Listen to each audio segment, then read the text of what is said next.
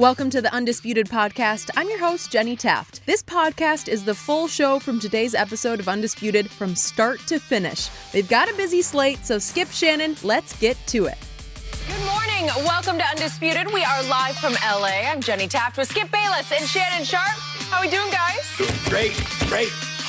Hey, your man LeBron has lost his mind. Man, He has lost his mind, and we're going to talk about that after we talk about a real GOAT. Ain't no real GOAT. A real one. Jenny, you're on. Go. LeBron is just doing some homework, That's it. guys. He's getting Homework. Yes. out of the bubble. On the GOAT? He gets back to work. We will explain everything there with LeBron James. But yes, how about we do talk about another GOAT, Skip? I like that. Tom Brady, Aaron Rodgers, they are facing off this weekend on Fox. And you know what? It's the first time as NFC opponents. Between the two of them, they have 22 Pro Bowls, 7 Super Bowl wins, and 5 MVPs. While Brady has the edge in Super Bowl rings, obviously Rodgers has always been known to have the more gifted arm. So Shannon, who has the better quarterback, Rodgers or Brady? The better quarterback is Aaron Rodgers. The more accomplished quarterback, the quarterback that has had the best career is Tom Brady, and you can make the case that Tom Brady has had the best NFL career of any player, regardless of position. Skip, but for me, Aaron Rodgers can do things throwing the football that only Tom Brady can dream of doing. There's not a throw that Tom Brady can make that Aaron Rodgers can't make. There are several throws that Aaron Rodgers can make that, as I said before, Tom Brady can only dream of making. And prior to seeing Mahomes, Aaron Rodgers was the most gifted thrower of the football that I'd ever laid eyes on. And I was in the era of smack dab. And I remember Dan Marino, played with Dan Marino in a couple of Super Bowls. But Aaron Rodgers was the most gifted thrower of the football that I had ever seen. And his ability to throw the ball from different arm angles, from different platforms, rolling left, rolling right, and throw with accuracy is what set him apart from any other quarterback that we had ever seen. Now, when it's all said and done, hey, Skip, maybe in 10 years from now, you and I have a conversation. It's going to be about Patrick Mahomes and where he ranks in the pantheon of great quarterbacks. But for this discussion, Aaron Rodgers and Tom Brady, I don't think it's no doubt in anyone's mind that Rodgers is the more gifted of the quarterbacks. He's the more talented of the quarterbacks. He's more mobile. He's more accurate. And so when you look at this, Skip, Aaron Rodgers had a better completion percentage, yards per attempt, passer rating. He has a lower interception rate, and he has a higher TD to touchdown interception ratio. So when you look at it in that context, it's hard for me to say that Tom Brady is better. Now, has Tom Brady won more? Yes. Is Tom Brady more accomplished? Yes. Has Tom Brady had the better career? Yes. He's also had Coach Belichick for 20 seasons. But let's just take the first 5 weeks of the season. And everybody knows at home, you've been watching, and you see how bad the Cowboys' defense is. Aaron Rodgers' playoff defenses in his career has been worse than the Dallas Cowboys are this year. In 6 of his 8 playoff losses, they've given up at least 37 points. That's only happened to Brady twice in 41 games, and Tom Brady lost both of those. Rodgers, top 5 scoring defense. He had that one time, Skip, and he won the Super Bowl in 2010. Top 5 scoring defenses for Tom Brady. He's had 8 of those. Top 10 scoring defenses. In 16 of his 20 years under Coach Belichick, he's had a top 10 defense. Aaron Rodgers had 3 of those. One top 5, and 3 top 10 defenses for Aaron Rodgers. So for me, Skip, I don't really think it's close. As far as talent, as far as throwing the football, as far as the better of the quarterbacks, and you say, Shannon, I'm gonna you get one game to win tomorrow, or Sunday, or Monday, or Tuesday. How it goes, Skip? We might be playing football on Wednesday night. Give me Aaron Rodgers right now, anytime. You realize you just outdid even yourself on this show. In the history of this show, you have never uttered more foolishness than you just uttered. I gave him a compliment. Jeff George could make throws that Tom Brady never dreamed of making. You remember Jeff George? I do remember the Jeff knucklehead George. That was Jeff George, and he won what, okay? Kyle, I should have been a bowler, could make throws Tom Brady never dreamed of making. when they worked out Kyle, I should have been a bowler at Cal. He kneeled at the 50-yard line and threw it over the goalpost. And everybody said, oh, my God, it's the second coming of whoever. You know, like this is going to be the greatest thing that ever happened. Right. It was like he was going to be my homeboy. Yeah. Wrong, wrong, wrong. The greatest thrower of the football, especially under pressure when it really mattered, is Thomas Edward Patrick Brady Jr., and it's not even close. And for you to dare to try to make the case, the argument that Aaron Rodgers is somehow better than Tom Brady, it's way more far-fetched than your LeBron over Jordan argument. Because obviously, your man, Aaron Rodgers, barely made it to one Super Bowl. Barely? Barely, because in the championship game at Chicago, remember what he did? Yes. He was up against, in the second half, Caleb Haney. The immortal Caleb Haney took over for Jay Cutler because my Vanderbilt man, Jay Cutler, wound up with a sprained knee on the exercise bike during the second half on the sideline. Caleb Haney took over, and Aaron Rodgers survived that game. That's the only conference championship game he has won. He is 1-3 in conference championship games. And in that game, he threw no touchdowns and 2 big interceptions, one of them to Brian Urlacher that nearly tilted the game in the Bears' favor. And they survived 21-14 in that game. So he got to one long ago Super Bowl 10 years ago, and he did win that one. While Tom Brady has made it to 9 Super Bowls with a record of 9-4 in championship games, which is just extraordinary. That's 13 championship games. And the 6 that he won, every one of them was won with a game-winning drive in the fourth quarter or overtime. You want to talk about off the charts? You want to talk about legendary? You want to talk about impossible? That's impossible. And I have made the case. I'm the biggest Michael Jordan fan on the planet. But when it comes to clutch play in the biggest moments on the biggest stage in your sport, Brady has actually eclipsed Jordan as an overall clutch player, the most consistent clutch player we've ever seen in any sport, because he's had so many more opportunities than Jordan had in NBA Finals. Because 9 Super Bowls, and I'm going to make the case, he won 6, but he should have won 7, because that first Eli Super Bowl, Tom Brady did what he always does in Super Bowl games. He drove them 75 yards in 12 plays, and with 2 minutes left, he hit Randy Moss with what I thought was the game-winning touchdown. That put them up 14-10.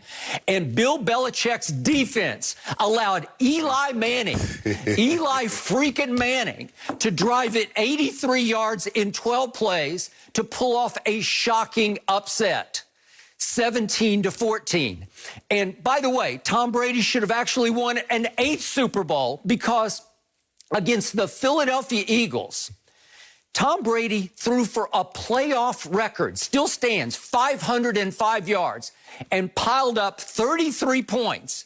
And Bill Belichick still gets a pass to this day for allowing a Nick Foles that you have little to no respect for, the backup quarterback for the Philadelphia Eagles, to hang 41 on his defense, 41 points, in part because he benched the defensive player who had played the most snaps in the regular season, Malcolm Butler, who, by the way, had 2 interceptions on Tuesday Night Football, and he got away with it. Belichick benched him for no explicable reason. It's a complete mystery, and they allowed 41, and you're giving me all this crap about Aaron Rodgers' defenses? Are you kidding me? Tom Brady should have 8 rings. 8! Skip, can I ask you a question? Why is it the Super Bowls that he lost, you say he should have won, but there are 3 or 4 Super Bowls that he won that he could have lost? But you never do that. I know, but lost to Seattle. But he won them. Okay, so he lost those. Okay, thank you for bringing that up. Thank you. He was down 24-14 going to the fourth quarter against the Legion of Boom. And in the fourth quarter, Tom Brady threw for 124 yards and 2 touchdowns and won it. But Skip, you can't say in the Super Bowls that he lost, he should have won, without saying the ones he won, he could have lost. You can't have it just one way. He should be 8. No, he should be 8-1. No, he could have easily been 3-5. He could have easily been 2-6. Show me one where he stunk it up. Show me one where he had a bad fourth quarter. Show me one, because you can't. Skip, the fourth quarter is not. There's 3 other quarters. What about Atlanta? What about Atlanta? They jump out 28-3, and Coach Belichick's defense doesn't give up another point. What about that? Thank you for bringing that up. In the fourth quarter and overtime of that game, Brady threw for 246 yards. Think about that. So you ain't gonna give 246 yards. Belichick's defense any credit. Aaron Rodgers never dreamed of that kind of a performance. So you're not going to give Coach Belichick's defense any credit for pitching a shutout the last 30-plus minutes of the ball game. I'm glad you brought that up also, because Tom has benefited from some very good defenses and some pretty good defenses. But let me ask you this. Has Tom Brady ever had your 2000 Ravens Ray Lewis defense? Has he ever had that? Skip. No, seriously. Let me ask you a question.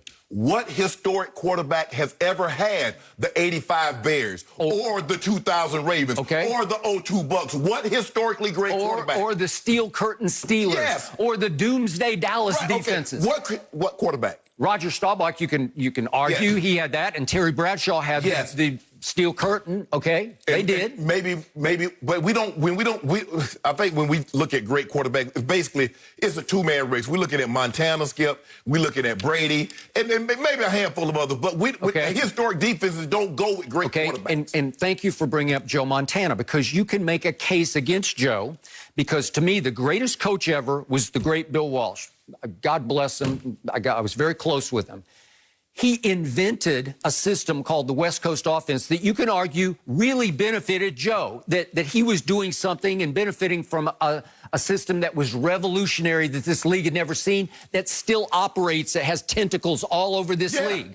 Tom Brady created his own system in New England because Bill Belichick is all defense all the time. He's not an offensive coach. So Brady obviously benefited early from Charlie Weiss, and then you can argue Bill O'Brien or Josh McDaniels, but basically he invented his own system in New England. I think when you look at Coach Belichick from a defensive perspective, he can tell Tom and he can tell the offensive coordinators, this is where I'm vulnerable. This is where I'm weak. This is what a defense is thinking in this down and distance, in this area of the field. And when I see you line up in this formation, this is what I'm thinking. So the best counter. So obviously, this is why he's so. If you look at Peyton Manning, what has he always had? Defensive-minded head coaches, because he's thinking, I need to know what are you thinking in this down and distance, in this area of the field, with 1 minute left in the ball game. What would you do to me? So Coach Belichick can parlay that to Tom Brady. Skip, but to say in 20 years, Tom Brady has had 16 top 10 defenses. Aaron Rodgers in 14 years have only had 3. Tom Brady has had 8 top 5 scoring defenses. Aaron Rodgers has had 1. And you say that doesn't make a difference? Has his defense, Tom Brady's defense, over the 20 years in New England, 19 in New England, was it star-studded with future Hall of Famers? Help me out. No. Help me out. No. Ty Law's in the Hall of Fame. By the way, Ty Law, it took 5 times. It took 5 ballots, but he belongs. Love him. But Tom had him for the first 4 of those years in New England. I believe Richard Seymour is going to get in, and I believe Darrelle Revis is going to get in. Now, he only had Revis, 1 year, 2 years maybe? I think 1 year. Okay. He also had Junior Seau at the very end of Seau's run, and he's obviously... But Seau was already made. So we're going to... All right. Got it. So the point is that if you look at Aaron, since his 1 Super Bowl 10 years ago, he's 6-7 in the postseason. Well, that's not great. So 6-7, and by the way, Tom Brady in the postseason is 30-11, and so Aaron overall with that Super Bowl run of 4 straight as a wild card road team, that got him to 10-8 in the postseason. So Brady has 20 more playoff wins and only 3 more playoff losses. And again, I focus on Aaron Rodgers 1 and 3 in NFC championship games. And if you look at his QBR in those 4 losses, you can argue all you want about how good or bad the defense was. But he was ordinary in those 4 games. His QBR was 58 average in those 4 games, which is just barely above average. So help me out. How can you even get close to making a case that he's had a better career or is a better all-around quarterback, or that you 1 game for your life, you're picking Aaron Rodgers? Look at, these are 1 games for his future, his legacy life, and he's 1 and 3 in those NFC championship games. You're over there crying about Coach Belichick's defense giving up 41 points in the Super Bowl. But Aaron Rodgers was on a team that defense gave up 51. He was in a game that gave up 45 to Colin Kaepernick and the 49ers. They gave up 44 to Matt Ryan. They just gave up 37 last year. You remember you talking about how fluky Eli was? When Eli went to Lambeau Field in the cold and dropped 37 on them. In the 6 of his 8 losses, they're giving up 37 or more. In 8 of his losses, they're average giving up 36 points a game, which is worse than what the Dallas Cowboys, and everybody knows how bad the Cowboys are. So can you imagine in a playoff game, you already know they're going to give up 4 touchdowns. They're going to give up 5 tubs. You already know that going in. Tom Brady never had that to worry about because when he did, he caught L's. He caught L's. Anytime they gave up 30-plus, they dropped that L on his head. What do you always tell me about Dak Prescott? When they fall woefully behind, you say, well, he had the ball several times. He could have done something with it. I'd say the same thing about Aaron Rodgers. Skip. He lost 45-51.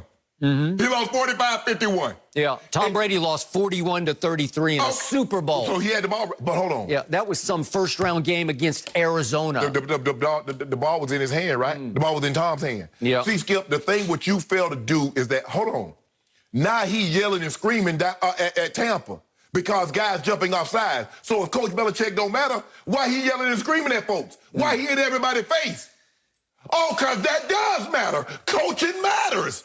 Oh, wow. Who knew coaching matters? You always try to minimize Tom when things, see, what you do is you maximize him when things go well. But what you do is you minimize. When things go well, they've gone better than anybody's ever thought about going. I understand that. But what you try to do is minimize Coach Belichick's role in this. When things go bad, it's Coach Belichick's fault. You won't say Tom Brady fumbled a football. You won't say that Tom Brady missed some throws early in that Philly game that could have tilted the balance. That's not what you do. All you talk about... He threw for an all-time playoff record, 505. He should have threw for 600. Oh, stop. He should have threw for 600. By the way, that was a top 5 Eagles defense that year. And it had Gronk wide, overthrew Gronk, and he dropped the tub. What about that tub he dropped? I bet Aaron Rodgers wouldn't have dropped it. Yeah. We saw Dak. We saw Dak catch it. We saw the Philly. Speaking of Aaron Rodgers, who is 6-7 in the playoffs since that long ago Super Bowl, if you look at his 6 wins, how lucky were a bunch of his wins? He got to play Joe Webb, a receiver, starting at quarterback.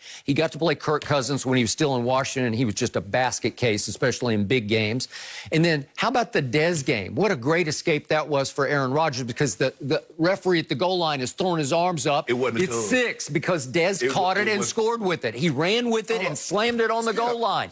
You had, what a great escape. How lucky were you that Odell Beckham took his receivers to South Beach to hang out on a yacht to get ready for a game up on the frozen tundra, a playoff game. How's that Aaron Rodgers fault? Because they come up and Odell drops 2 in the first quarter and they're done psychologically.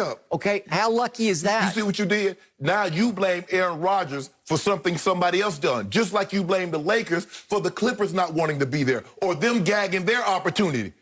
You can't blame the opposing team. How lucky was Aaron Rodgers at Jerry World against a rookie named Dak Prescott when it took 2 intergalactic field goals by Mason Crossbar of 56 and 51 yards, hand of God field goals that I thought had no chance off his foot of making it over the crossbar, and they did. So let me ask you a question. So how lucky was Tom Brady to have to face Phillip Rivers with a torn ACL in the AFC Championship game? Was he lucky?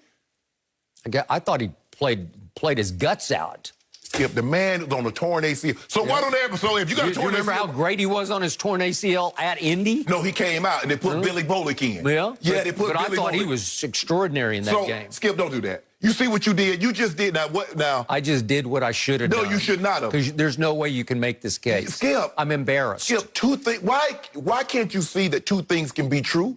That Tom Brady's had the greatest career, he's the greatest winner, but Aaron Rodgers is a better player. Why can't those things be true? One game for my life, I want the Michael Jordan of pro football. I want Thomas Brady. I'm Thomas Brady because he doesn't act the part which you can't stand. I give you this. He is cliched and lame and corny and nerdy on social media, but he is Psycho Tom with the ball in his hand and the game on the line. The biggest game, if it's for my life, I want Brady. Skip, I want Aaron Rodgers because I know he can throw the ball rolling left, rolling right. He got legs. He can scramble and get me a first down. Your guy's not going anywhere. And your guy's not throwing from different arm platforms, and he's not throwing outside of the pocket. He throws the sweetest, most accurate, most catchable football you've ever seen. That's not what the numbers say. The completion percentage favors Aaron Rodgers. Yards per attempt, passer rating, touchdown to interception ratio. The man has 377 touchdowns to 84 interceptions. How does he do when the heat's on? He does great. Oh, does he? Great. Yeah. I just wish, the question is, let me ask you this, Skip. If a guy has these numbers, which are better than Tom Brady's, had a head coach Belichick for 20 years, does he have less than 5-6 Super Bowls? How would that diva, Aaron Rodgers, have stomached Bill Belichick? How long would he have lasted? 15 minutes? Coach Belichick would have had no problem because he knows I ain't got to hold a 10 to 2 points because you got to realize, Skip, you do realize like early in his career, it was all defense. Tom Brady was handing the ball off. You make it seem like the Tom Brady that we see now was always that. In that first Super Bowl, I remember John Madden up in the TV booth saying, they got to shut it down. They got this first-year starter, this throwing kid. Swing passes. He wasn't throwing the ball down the field. Yeah, Stop it. No, he didn't. Yes, he did. He threw to Troy Brown. He threw him a 15-yard pass. He just completed 5 straight passes to get them in field goal range. He threw to Wiggins, the tight end. He threw to J.R. Redmond out of the backfield. Passes. They weren't swing passes. Yeah, a little check down. Stop it, Skip. You ought to be ashamed of yourself. Vice versa. You ought to be ashamed of yourself. Guess what? Aaron Rodgers gonna put something on you. You just make sure you have it lined up tomorrow. Yeah, my guy's 43. What that got to do with anything? Yeah. What they got to do with anything? Well, you keep talking about LeBron James had a 17th year nobody's ever had. Nobody's ever had a year like that. Yeah. Finals MVP. Well, at age 43, Tom Brady was just the NFC Offensive Player of the Week. That's all I know. How many times has LeBron won that? LeBron got so many of those, they're going to rename the award after him. Really? Yes. No mercy.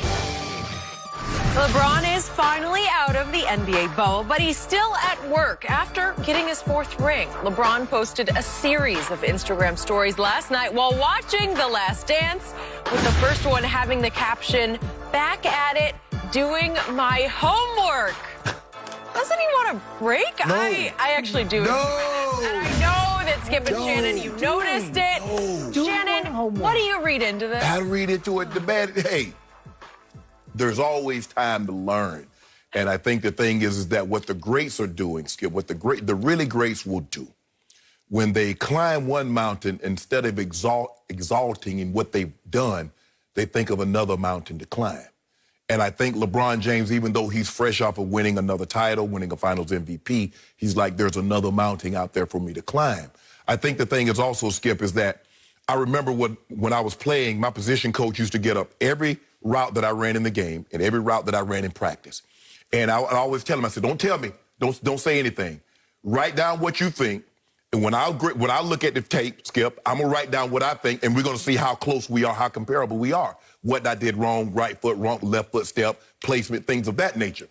I think the thing is LeBron says, okay, as Mike started to age, this is what he added to his game. Is this something that I could possibly add to my game?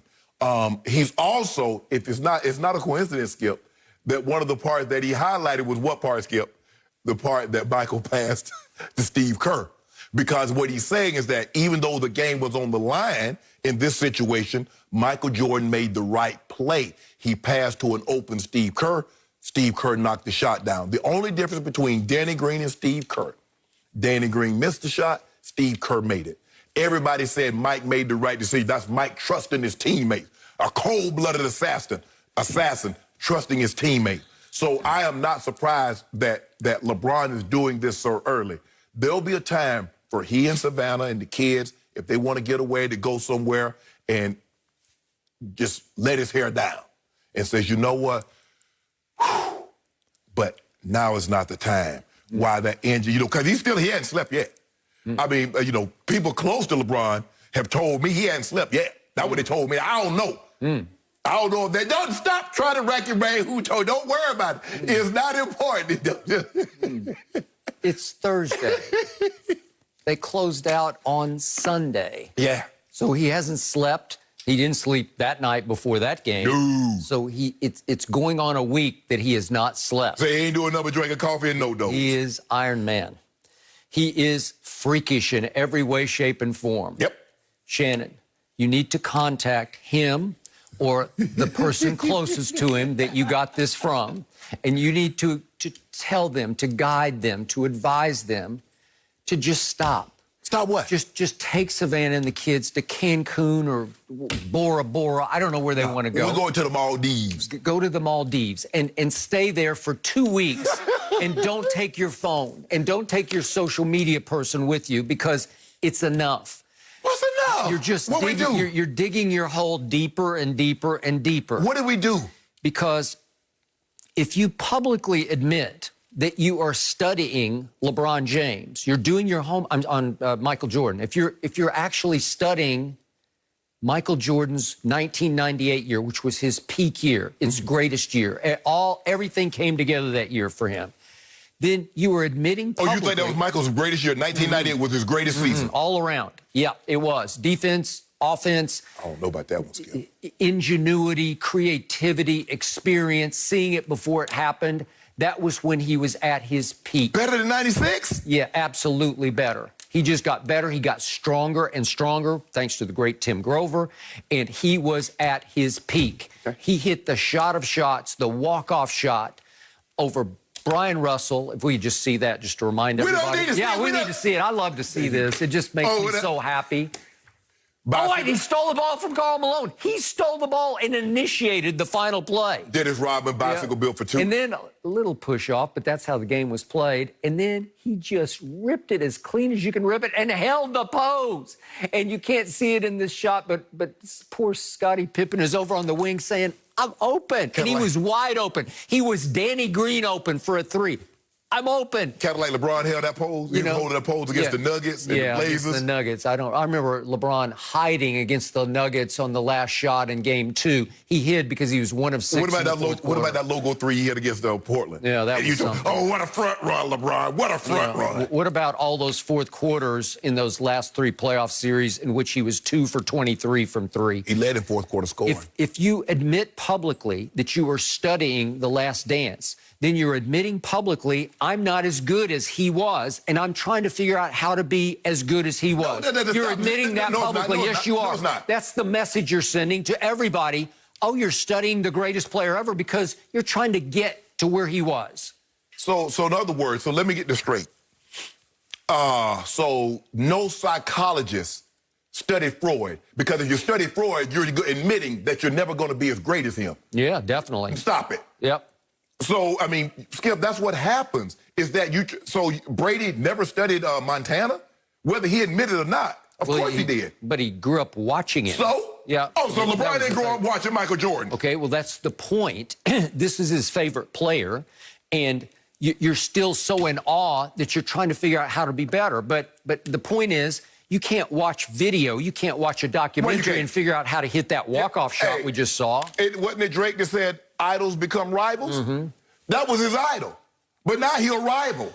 And we're about to surpass him. So in my estimation, I think you just admitted. No. You just had a Freudian slip. Speaking of Sigmund Freud. In my estimation, we've already shot past him. But in your mind, in your mind, in some people's mind, there's nothing he can do. But there are some people that the jury is still out, that he can do some things. Another title, another finals MVP. Here's the problem with this post. What?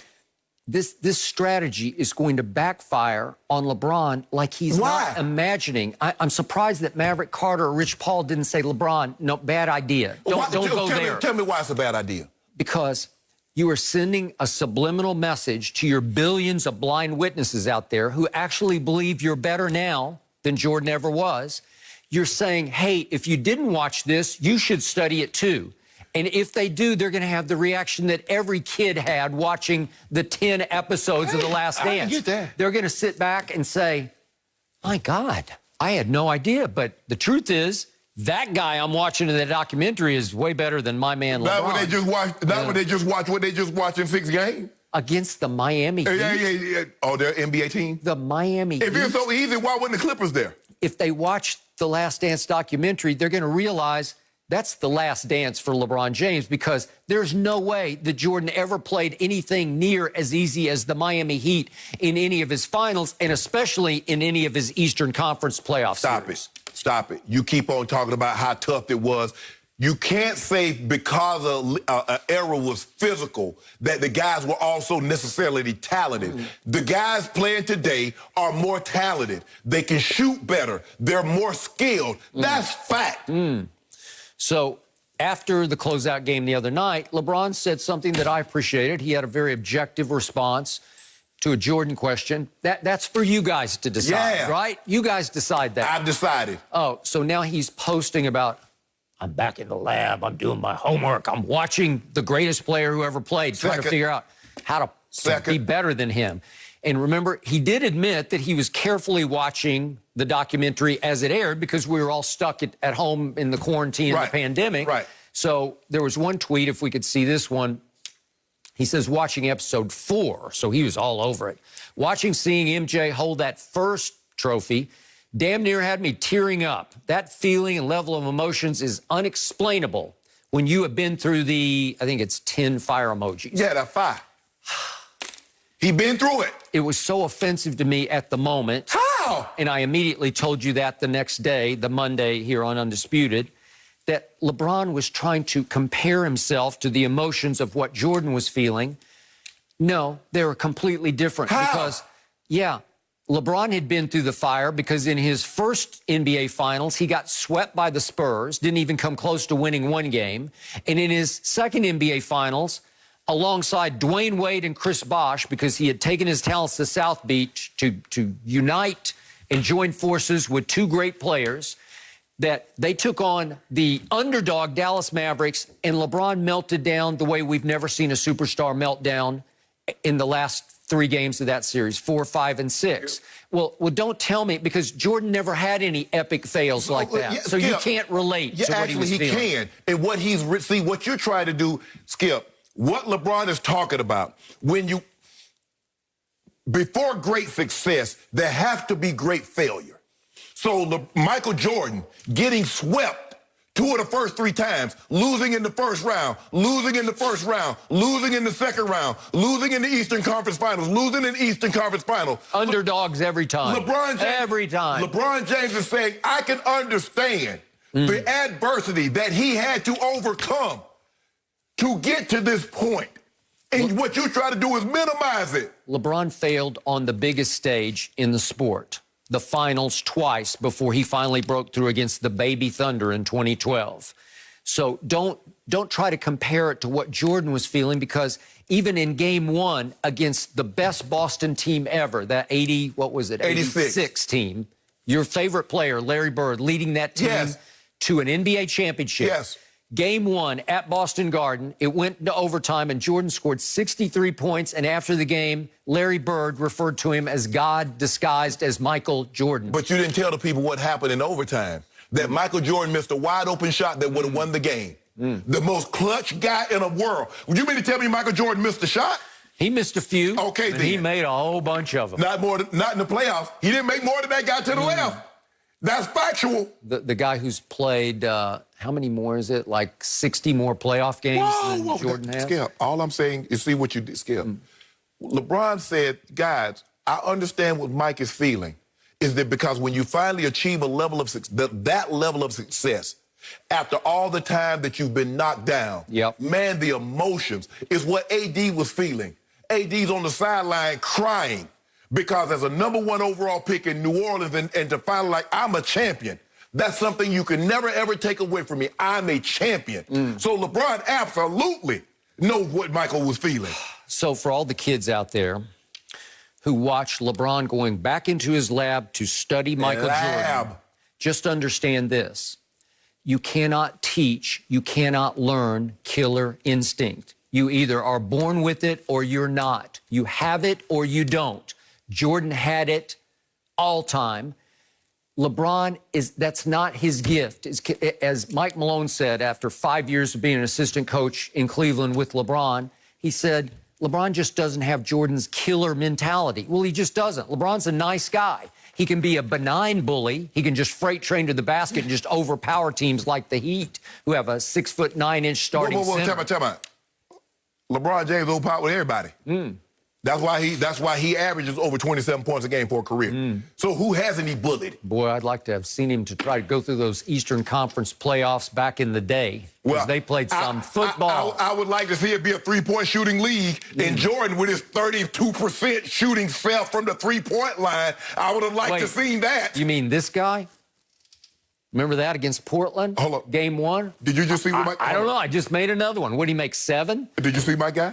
In Game 5? Yep. In the finals? He made 6 out of 9. Okay, it was a rare hot night. Rare. It was a rare hot night for Jordan. You make it seem like he was Reggie Miller from the three-point line. He was not. As you well know, nobody really cared about the three-point line in those days. Nobody. It wasn't emphasized. Reggie Miller cared. Yeah. Reggie Miller cared about it. He did.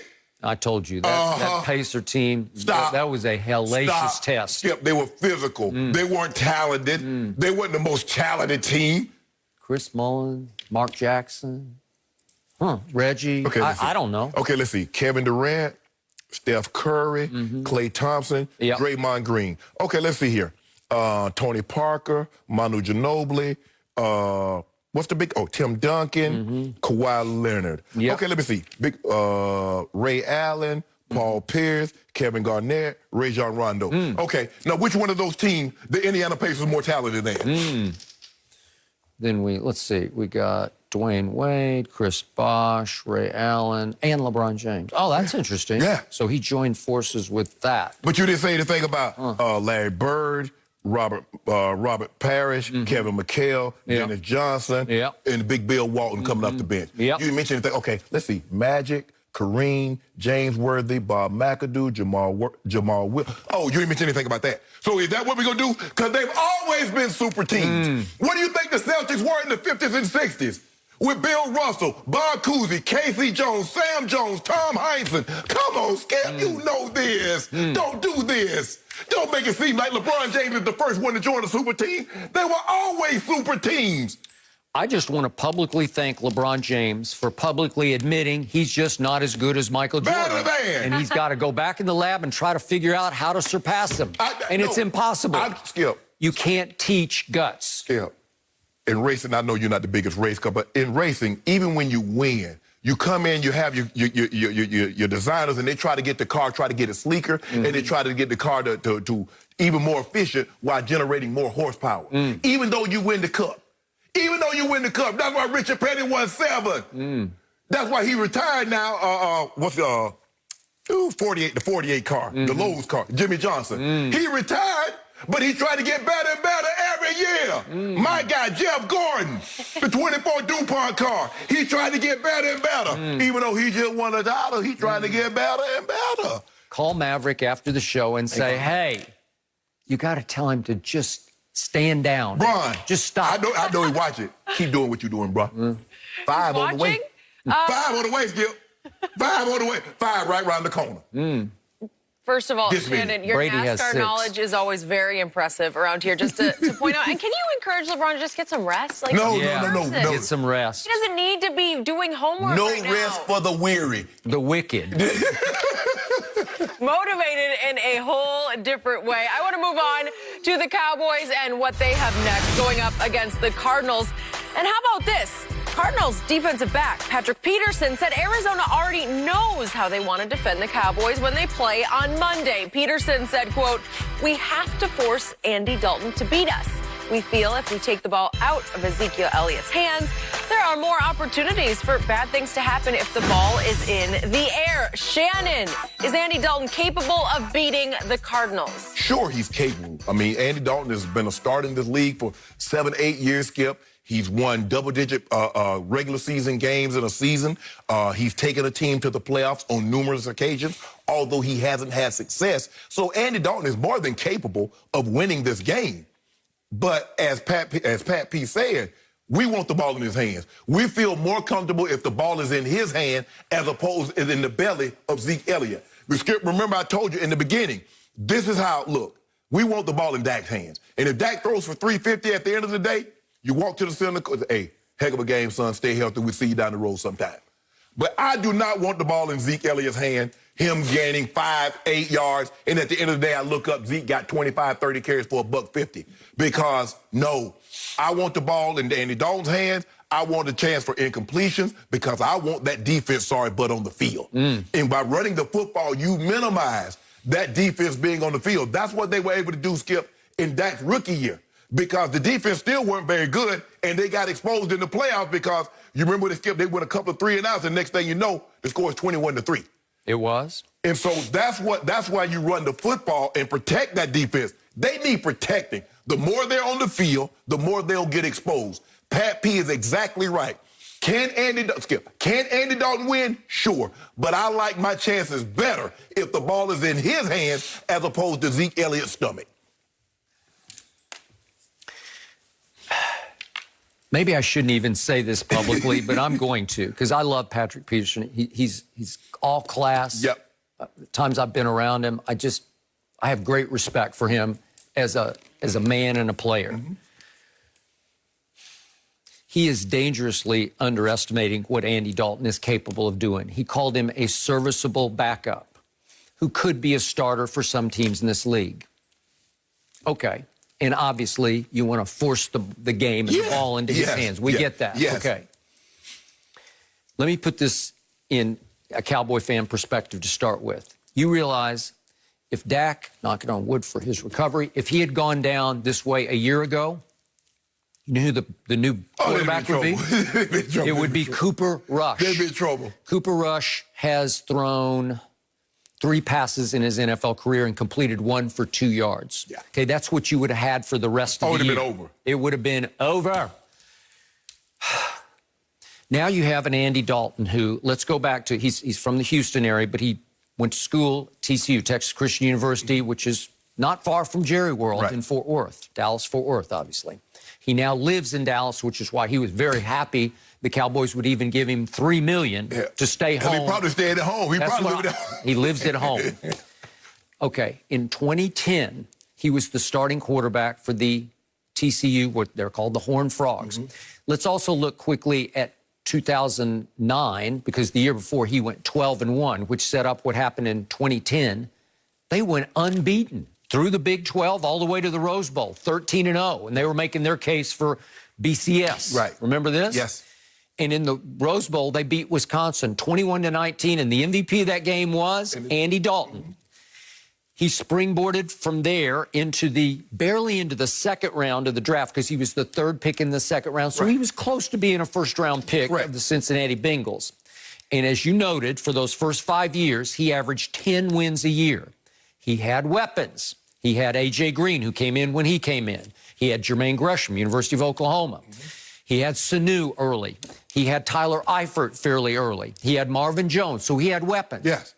But not like these 3 that he has right now. Correct. He had some pretty good running backs. He had Cedric Benson and Ben Jarvis Green Ellis and Jeremy Hill and obviously Giovanni Bernard, who can catch it as well as run with it. But he didn't have a Zeke, right? Correct. Still, over the first 5 years, he made 2 Pro Bowls, and he had 124 touchdowns to 73 interceptions.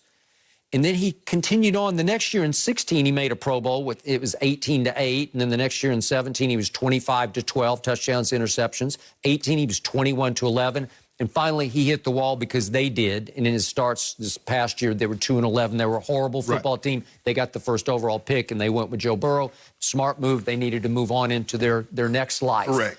Okay, so for his career, you look at this, he's thrown over 200 touchdown passes. That's 204 to 118 interceptions. I got to tell you, that's pretty great. Yeah. Okay? 3 Pro Bowls. And he stepped in the other day, late in the game. He got off to a shaky start, fumbled a snap from his rookie center, was 3rd string 2 weeks ago, and Biotish from Wisconsin. And yet, did he unravel? No, he kept his poise. And if we could just quickly see those 2 throws he made, and by the way, people say he can't move, but I thought he moved pretty well on the first throw because he had to bolt the pocket, run to his right. Yeah. And it was a big time. Watch this. I mean, there's a little bit of mobility there, and then throwing across his body, a rope. Gallup kept his feet in bounds. you can argue it was a better catch and stab with your feet than it was a throw. No, I think that throw was better than this throw, actually. Went bombs away and just made sure he got it up and out where Gallup could go up and snatch it up high. And that won the football game right there. So that's a big-time throw to me. Okay, so he is capable of doing that. Yes. So I got you. So let's say the Cardinals come in. By the way, they've lost Chandler Jones. He tore his biceps. Yeah, that's a big loss. Yes. Okay, big loss. Because he's going to be whipping that left tackle's butt. Would he be? Whoo, he'd be all over Andy Dalton. But the point is, are they going to load the box against Zeke? Are we going to see 9, 10-man fronts against Zeke? He's got 3 potential Pro Bowl receivers, 3 potential 1,000-yard receivers. The 3 of them, to me, are better than anything he ever had in Cincinnati, which was pretty powerful. I don't know about I think A.J. Green better than all those. Okay, well, you could make a case. I'm talking about the 3 of them. Oh, yeah, no. He never had that. Just the 3 of them. Yeah. Because he never had 3 receivers. Because he did have Sanu when he was right. Yeah. When he was really good. Sanu and A.J. And Tyler Eifert. Okay, it was pretty good. But not this. No. Okay, I got it. So if you just say you cannot have Zeke, you don't think he's capable of just stepping back and whipping it to CeeDee Lamb for 15 yards? Well, Skip, I think the thing is what you don't want to have happen is that you get Zeke and then they play action off of it. Because now you're going to have guys running scot-free. Okay. Make him, look, if you drop back, but I got to neutralize Zeke, Skip. I got to take away the running game. Yep. Everybody goes in there, especially if you have the potential. Now, some teams don't have the potential to run the football, and you're like, okay, we need to go get after the quarterback. That's what we need to do. We need to go put him on the ground. But when you're dealing with the Cowboys, Zeke is always, I'm a firm believer that Zeke, every defensive coordinator goes into a game against the Cowboys, and they say, we got to take 2-1 away. We got to take him away. I got it. Okay, I'm with you. So, Andy Dalton, what do we know about his playoff resume? Not good. Okay, but he played He played in 4. Yeah. That's pretty good that you actually played in 4 playoff games. You stunk it up in all 4 of them to varying degrees. Right. You lost all 4 of them. Right. But you played in them. So Cooper Rush has never experienced that. Yeah.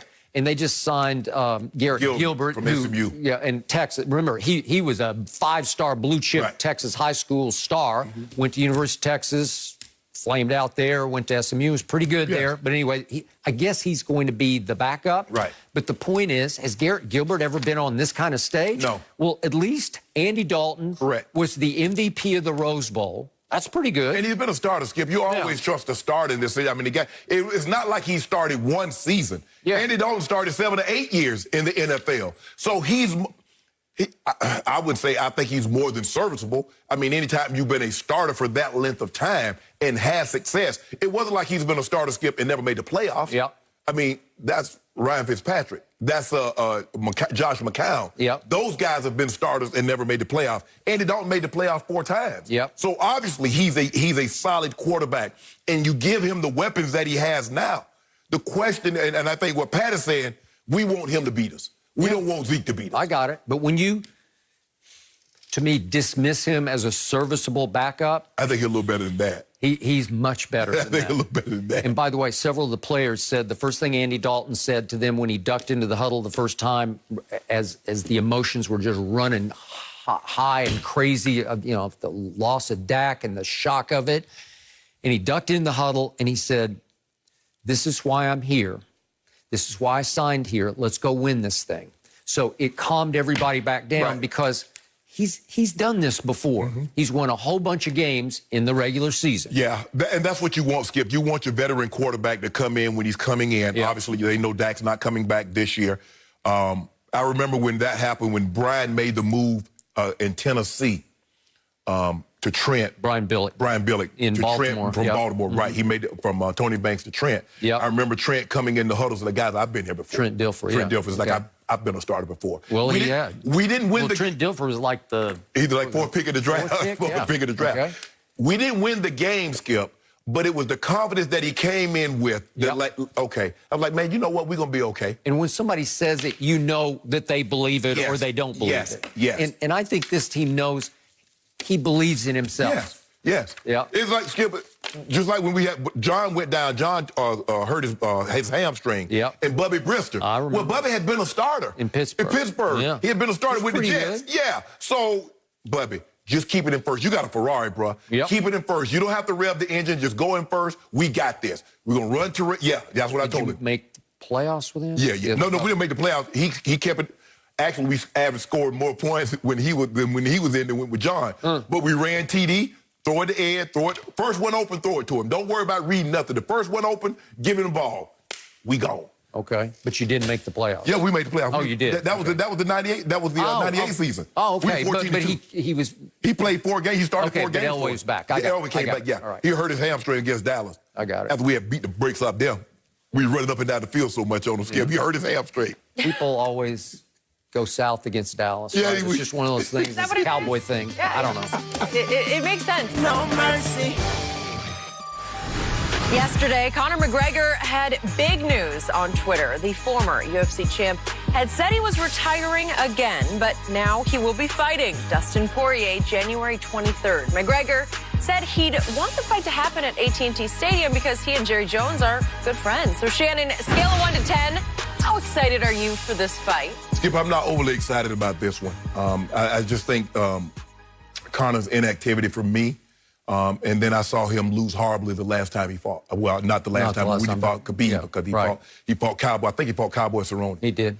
Last time he fought. It lasted 40 seconds. with the shoulder blows. And for me, Skip, I'm just not excited because at some point in time, I'm retiring. I'm not, where you're trying to hold the UFC hostage, and Dana White is not going to let you do that. It's been reported that he wanted to bump some of the guys that were fighting on the 2 cards that's going to end the year, Skip, and Dana wouldn't do it. Said, no, I'll do this in January of 2021. Poirier's style suits him. He's more of a stand-up, and you guys that are well-rounded, he struggled with. That's why Khabib, I believe, will beat him again. Now, if you were going to fight Khabib, I want to see Khabib beat him down again and choke him out. That's what I want to see. Yep. But, Skip, I'm not excited because when he first came onto the scene, I love the trash talk sometimes. I think it goes over the line. Skip, he just seemed unbeatable. I mean, he was getting people out of there in little or no time. And then I saw him lose to Floyd, which that would happen. And then I saw him, the way Khabib just took him apart. I'm talking about took him to the deep end and just plunged him down, just kept like, oh, you had enough.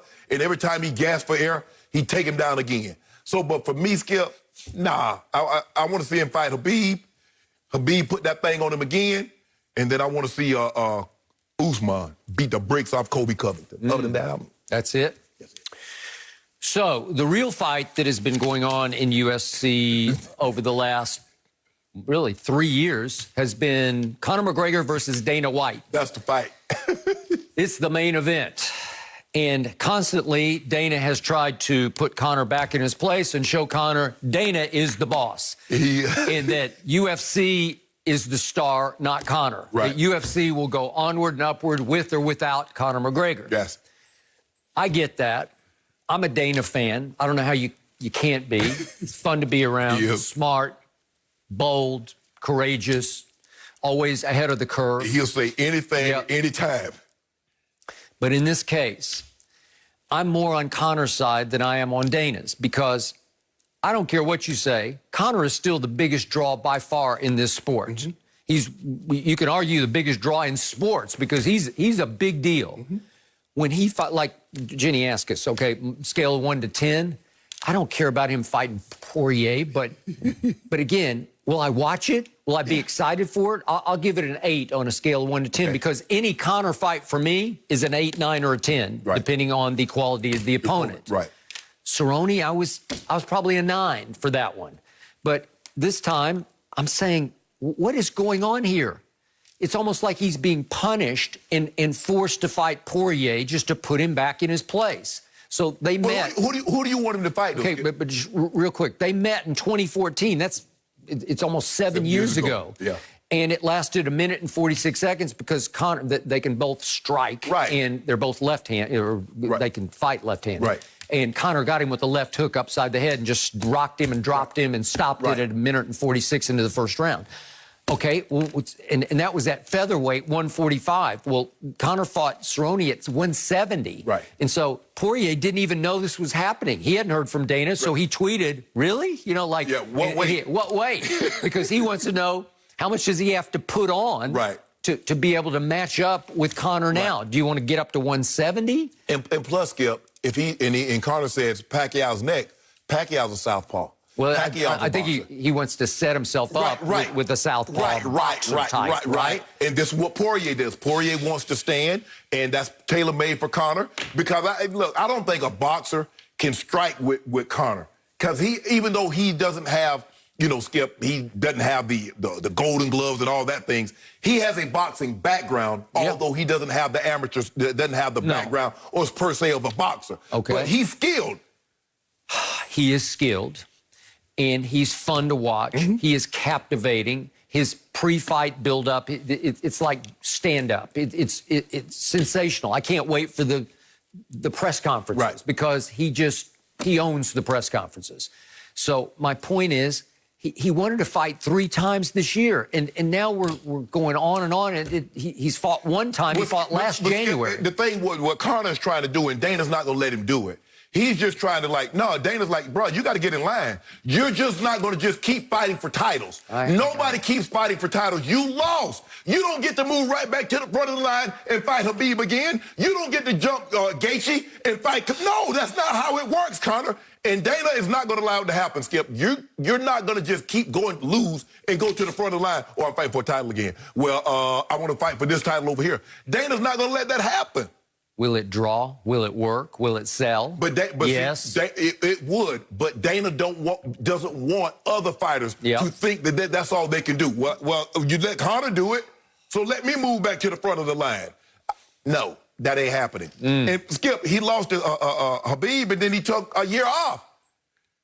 So they're still at war because now Conor's tweeting, this has to happen at Jerry World. Well, says who? Man, look here. That ain't happening.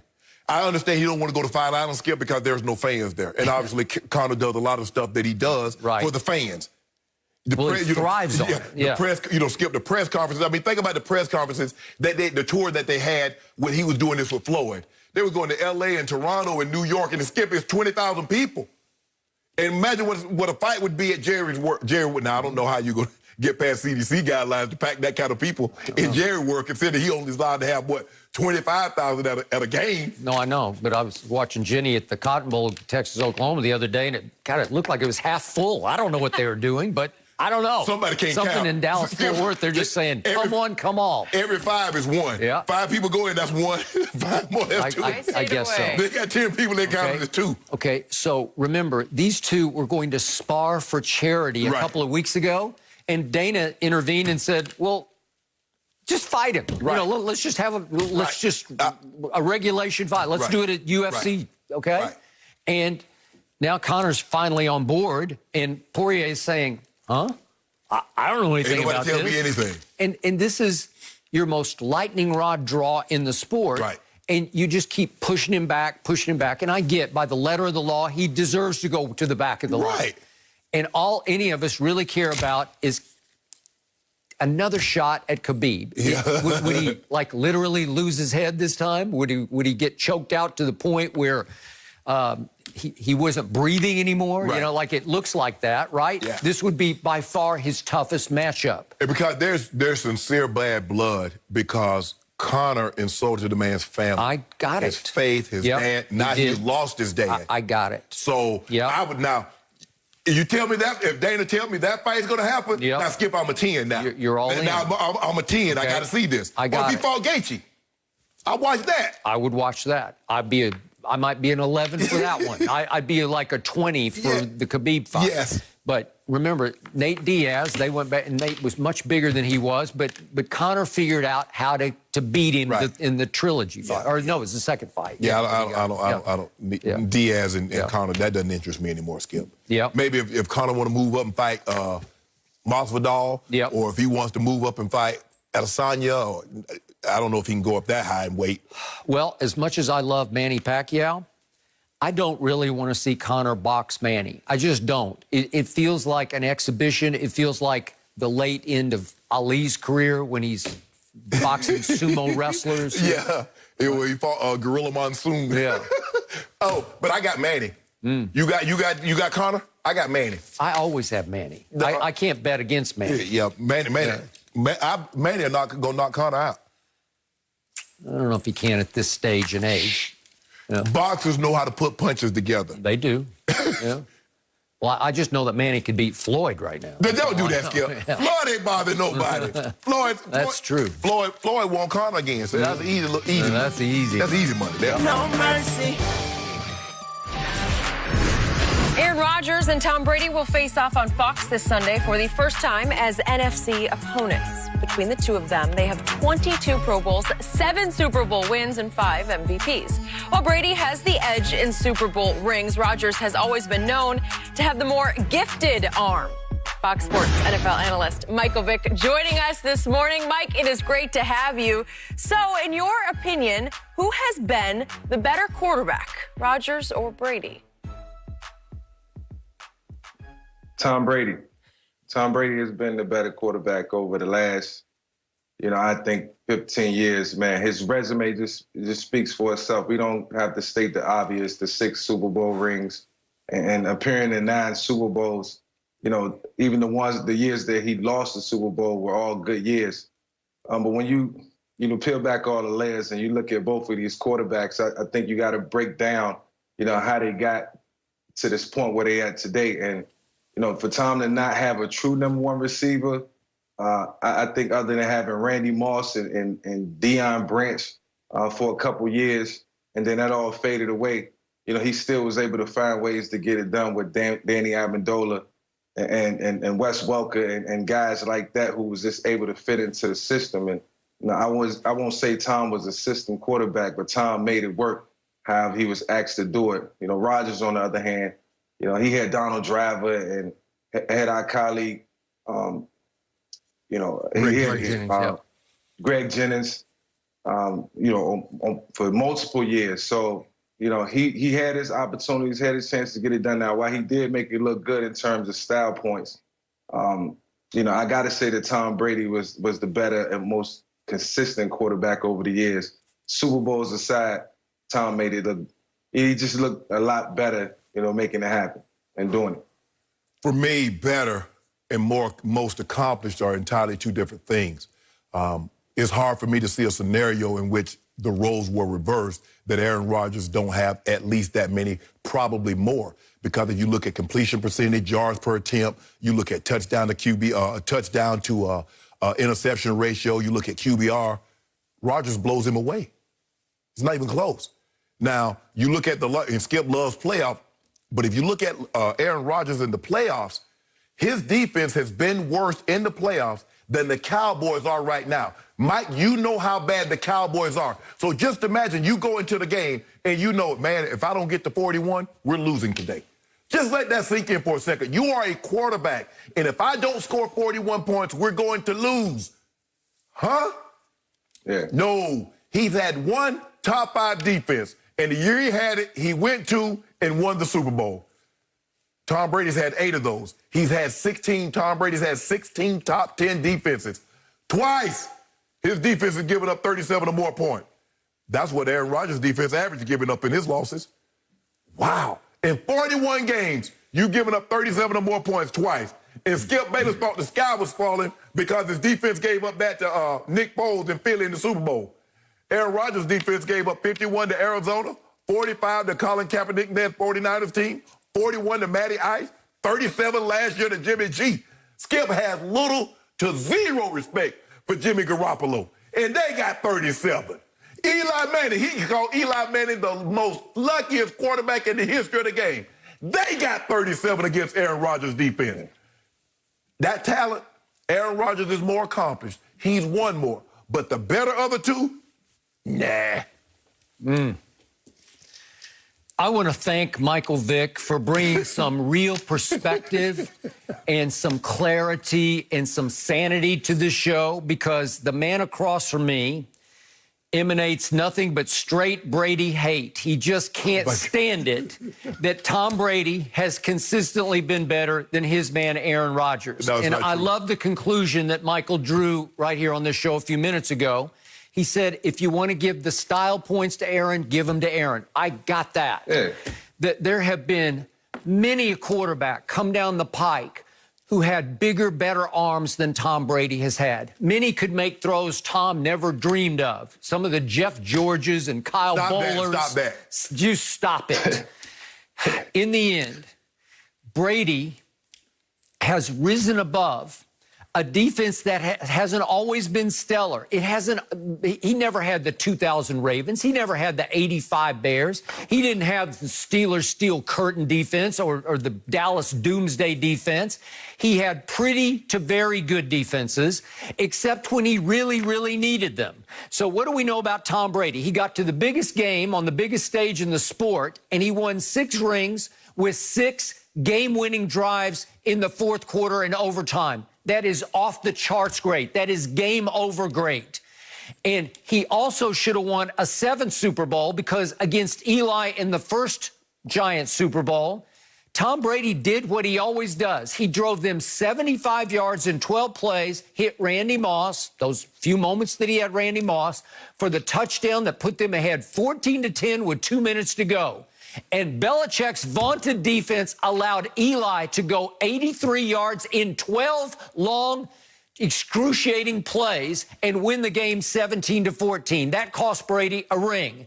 Then against the backup quarterback for Michael Vick's Eagles, Nick Foles, for whom Shannon has little to no respect, Nick Foles put up 41 points in a Super Bowl because Belichick in part benched Malcolm Butler, who'd played the most defensive snaps of any player, and he benched him for the whole Super Bowl, and you give up 41, while Tom Brady was throwing for a playoff record 505 yards and scoring 33 that should have won him his 8th ring.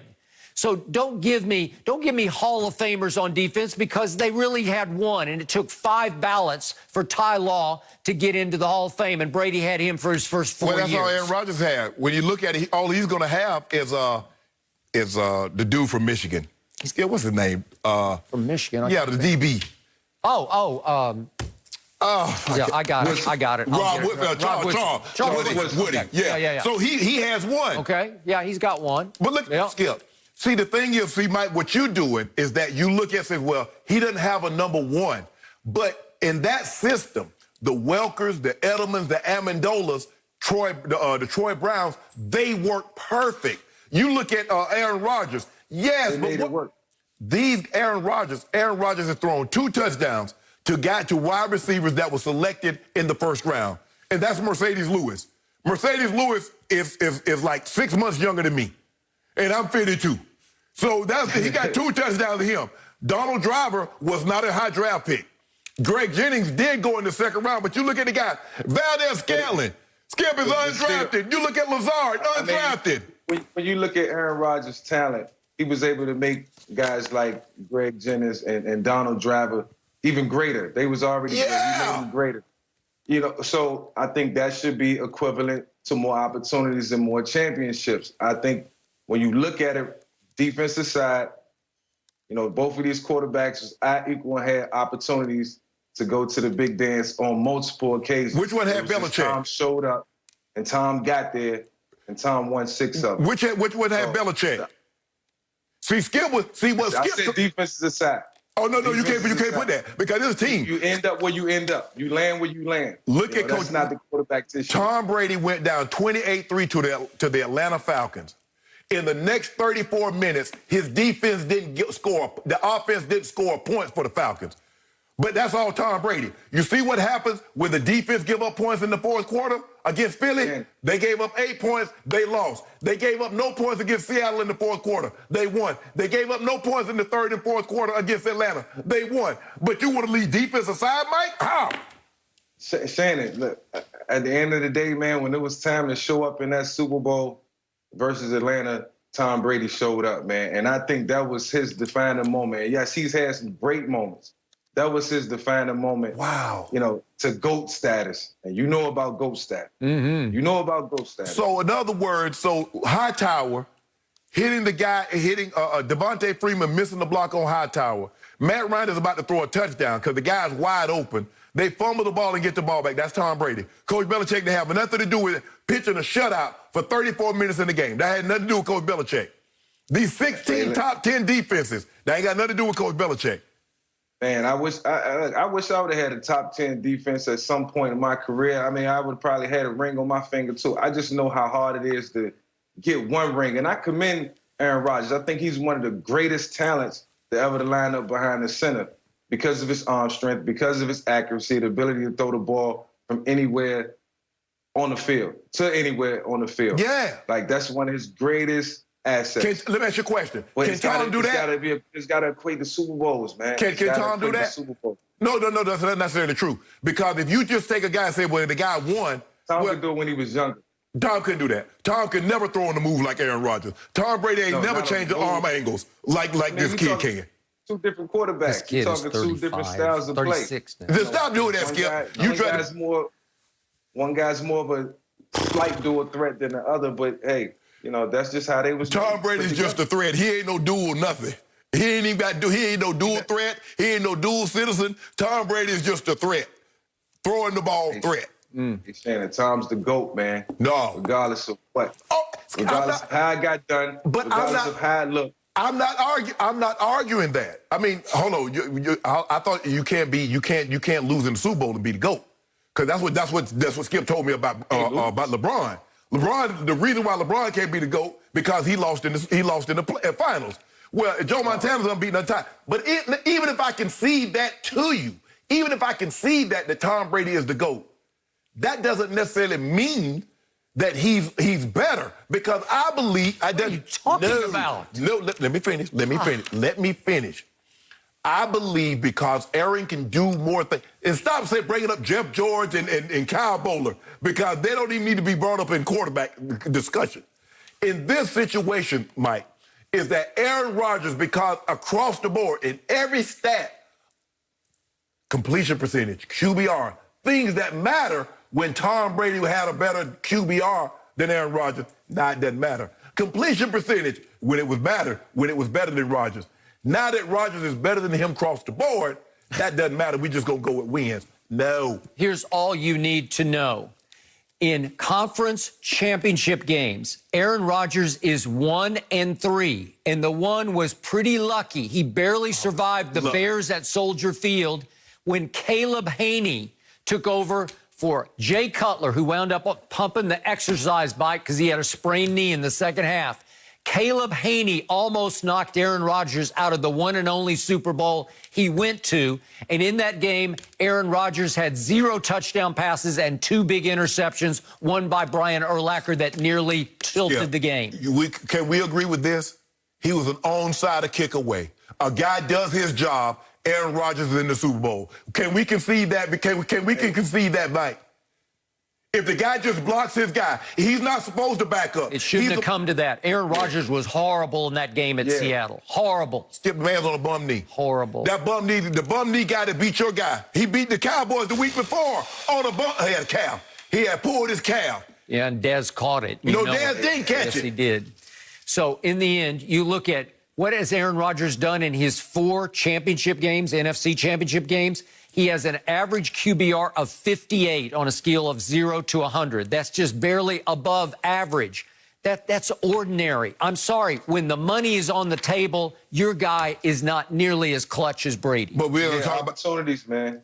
No, he done had opportunities. Give him Coach Belichick. Give him Belichick. You see what Mike McCarthy's doing in Dallas? Give me Belichick. I wish I would have had Belichick. Okay, then. I might have had a Super Bowl or 2. Yeah, but that's just not the case, man. You're not defined by stats. Stats don't catapult you into greatness. Rings, man. Shannon, I gotta speak from a personal perspective because I tried for years and years. You got 2, Shannon. 3. You know but I don't even keep up with it. 3. It's like, bro. That's the only way I can define this. It's the only way I can define it. More accomplished, no question. Better of the 2, A-Rod. That's just silly. No, it's not. Yes, it is. No. It's hate. It's hate. No mercy. Cardinals defensive back Patrick Peterson said Arizona already knows how they want to defend the Cowboys when they play on Monday. Peterson said, quote, We have to force Andy Dalton to beat us. We feel if you take the ball out of Ezekiel Elliott's hands, there are more opportunities for bad things to happen if the ball is in the air. Michael Vick is still with us. So, Mike, in your opinion, how far can the Cowboys go this year with Andy Dalton at QB? Honestly, Jenny, I think they can go far. I think Andy Dalton still has a lot left in the tank, and I like, what he presents as a starting quarterback. And when you fall into a backup role, sometimes you'll have guys like Patrick Peterson and opposing defenses looking at you like you're washed up, and they'll start to sleep on you. And that's natural. That's normal. But it's going to be up to Andy Dalton to show, that he still has, the right mindset, the right attitude to lead this Dallas Cowboys franchise, who paid him a lot of money for this reason alone, to step in if something happened to Dak and be the starter and take the team, to the playoffs or beyond. And I think he's certainly capable of it. He still has a lot left in the tank, and he has the resume. The thing is, this team has to establish a true running game. And just like it was said, you take away the run of the Dallas Cowboys, and then they become one-dimensional in the passing game, and that's easy for any defense to stop. It's easy for, any defensive group to shut down an offense that's going to throw the ball around, 30 to 40 times a game. I think for the Dallas Cowboys, they have to focus on running the football and getting Zeke going. It's been tough for him up until this point, but I think he's the real catalyst to make this offense go. So if they can establish that, it'll make Andy Dalton's job easy, and it won't be a matter of teams just trying to tee off on him and feeling like if they can force Andy Dalton to beat him, then they can beat him. How far can they go? They can win the division, but only because it's terrible. 7 wins could potentially win this division. I believe 8 wins will actually win this division. So that's not saying anything. I do believe that if the Cowboys win this division, they're going to get a home playoff game, rightfully so. They win the division, get a home playoff game, but they're one and done. They like Duke and Kentucky freshmen, one and done. That's what the Cowboys are, Skip. You know it. That's what they've been since you and I have been on the air. One and done. It'll be that way again this year. They should force. Now, what should happen, what should have been happening all along, is that they should have been playing through Zeke. But what had happened is that they had morphed into this 3 wide receiver set, single back, throw the ball around, use Zeke as an afterthought. Now they will get back to what they were when they had a lot of success when they were 13-3 in Dak and Zeke's rookie season. Zeke will get his 25 touches a game, and then things will go back to normal. They will have some success. But I agree with Pat Pete. I want the ball in Andy Dalton's hand because there's a greater chance that I can get a tip, I can get a carom. I'll get interceptions if the ball is in his hand as opposed to have the ball in Zeke's belly. But you have to it's a lot easier said than done, Skip, taking Zeke away because they're going to be committed to running Zeke. Zeke is going to be committed to running because Zeke ran hard. He ran hard Sunday, Skip, but I've seen him run in a while. And so I believe... And he wound up with 91 yards. 91. Okay. 90, Skip, but you got to realize they fell behind, too. Yep. So Zeke was kind of neutralized because they fall behind. If they can stay on course, if they can stay on track, not fall behind by Skip. You can't fall behind 41-17 and expect to win a ball game and expect the Zeke to get his touches. But they can they can win the division, but that's as far as it goes. Interesting.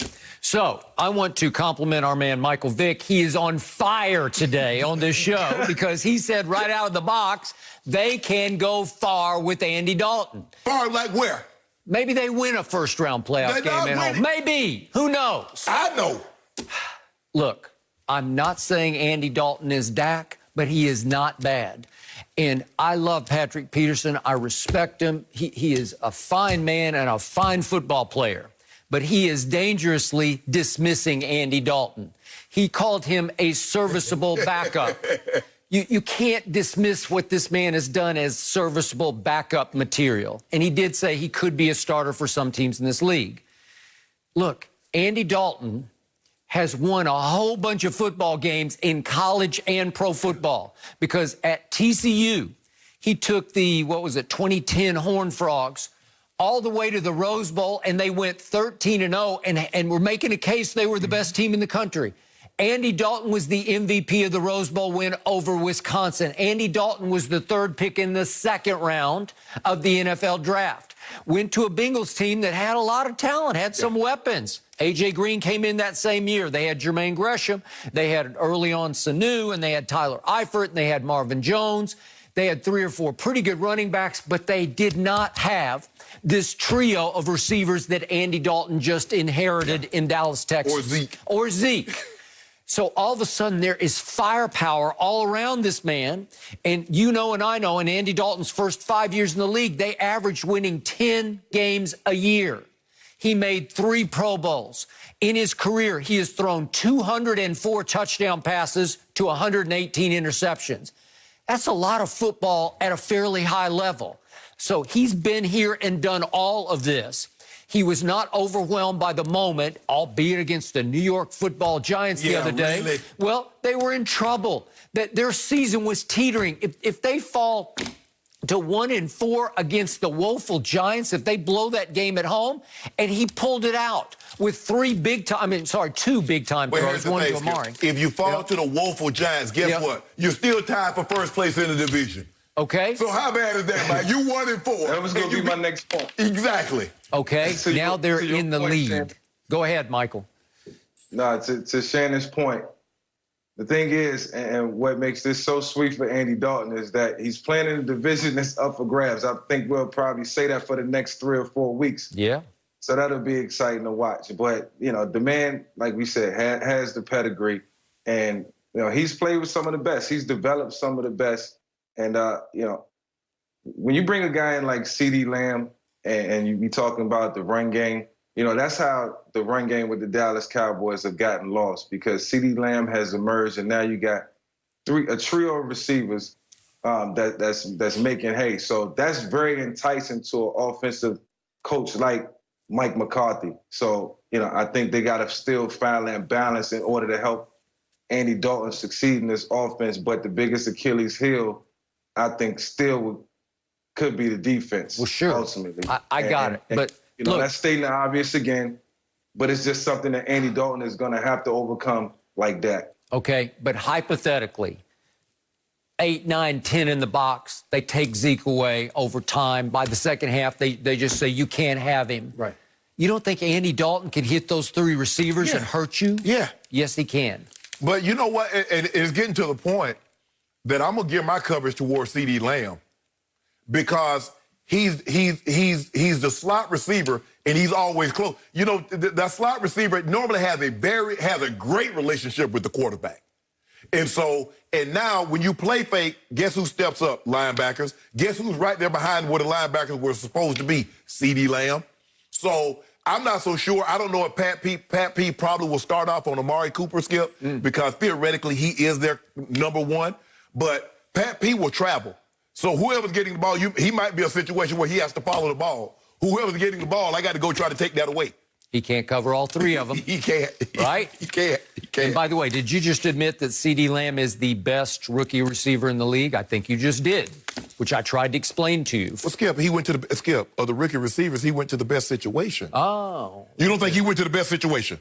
Well, what's that kid's name from Alabama? Jared Judy. I'll tell you that. Judge Judy? Where's Jared Judy. Oh, yeah, Jared. I mean, Ruggs is going to be okay. He's been pretty good. Yeah, very good. CeeDee Lamb surprised me. He's catching some nice balls in traffic. He's a lot tougher than I thought he was. And, Thank you. Not the biggest, but, you know, put himself in a position to succeed. That's all right. Listen to Michael Vick. We're going to get Dak next year. Dak going to be in Denver next year.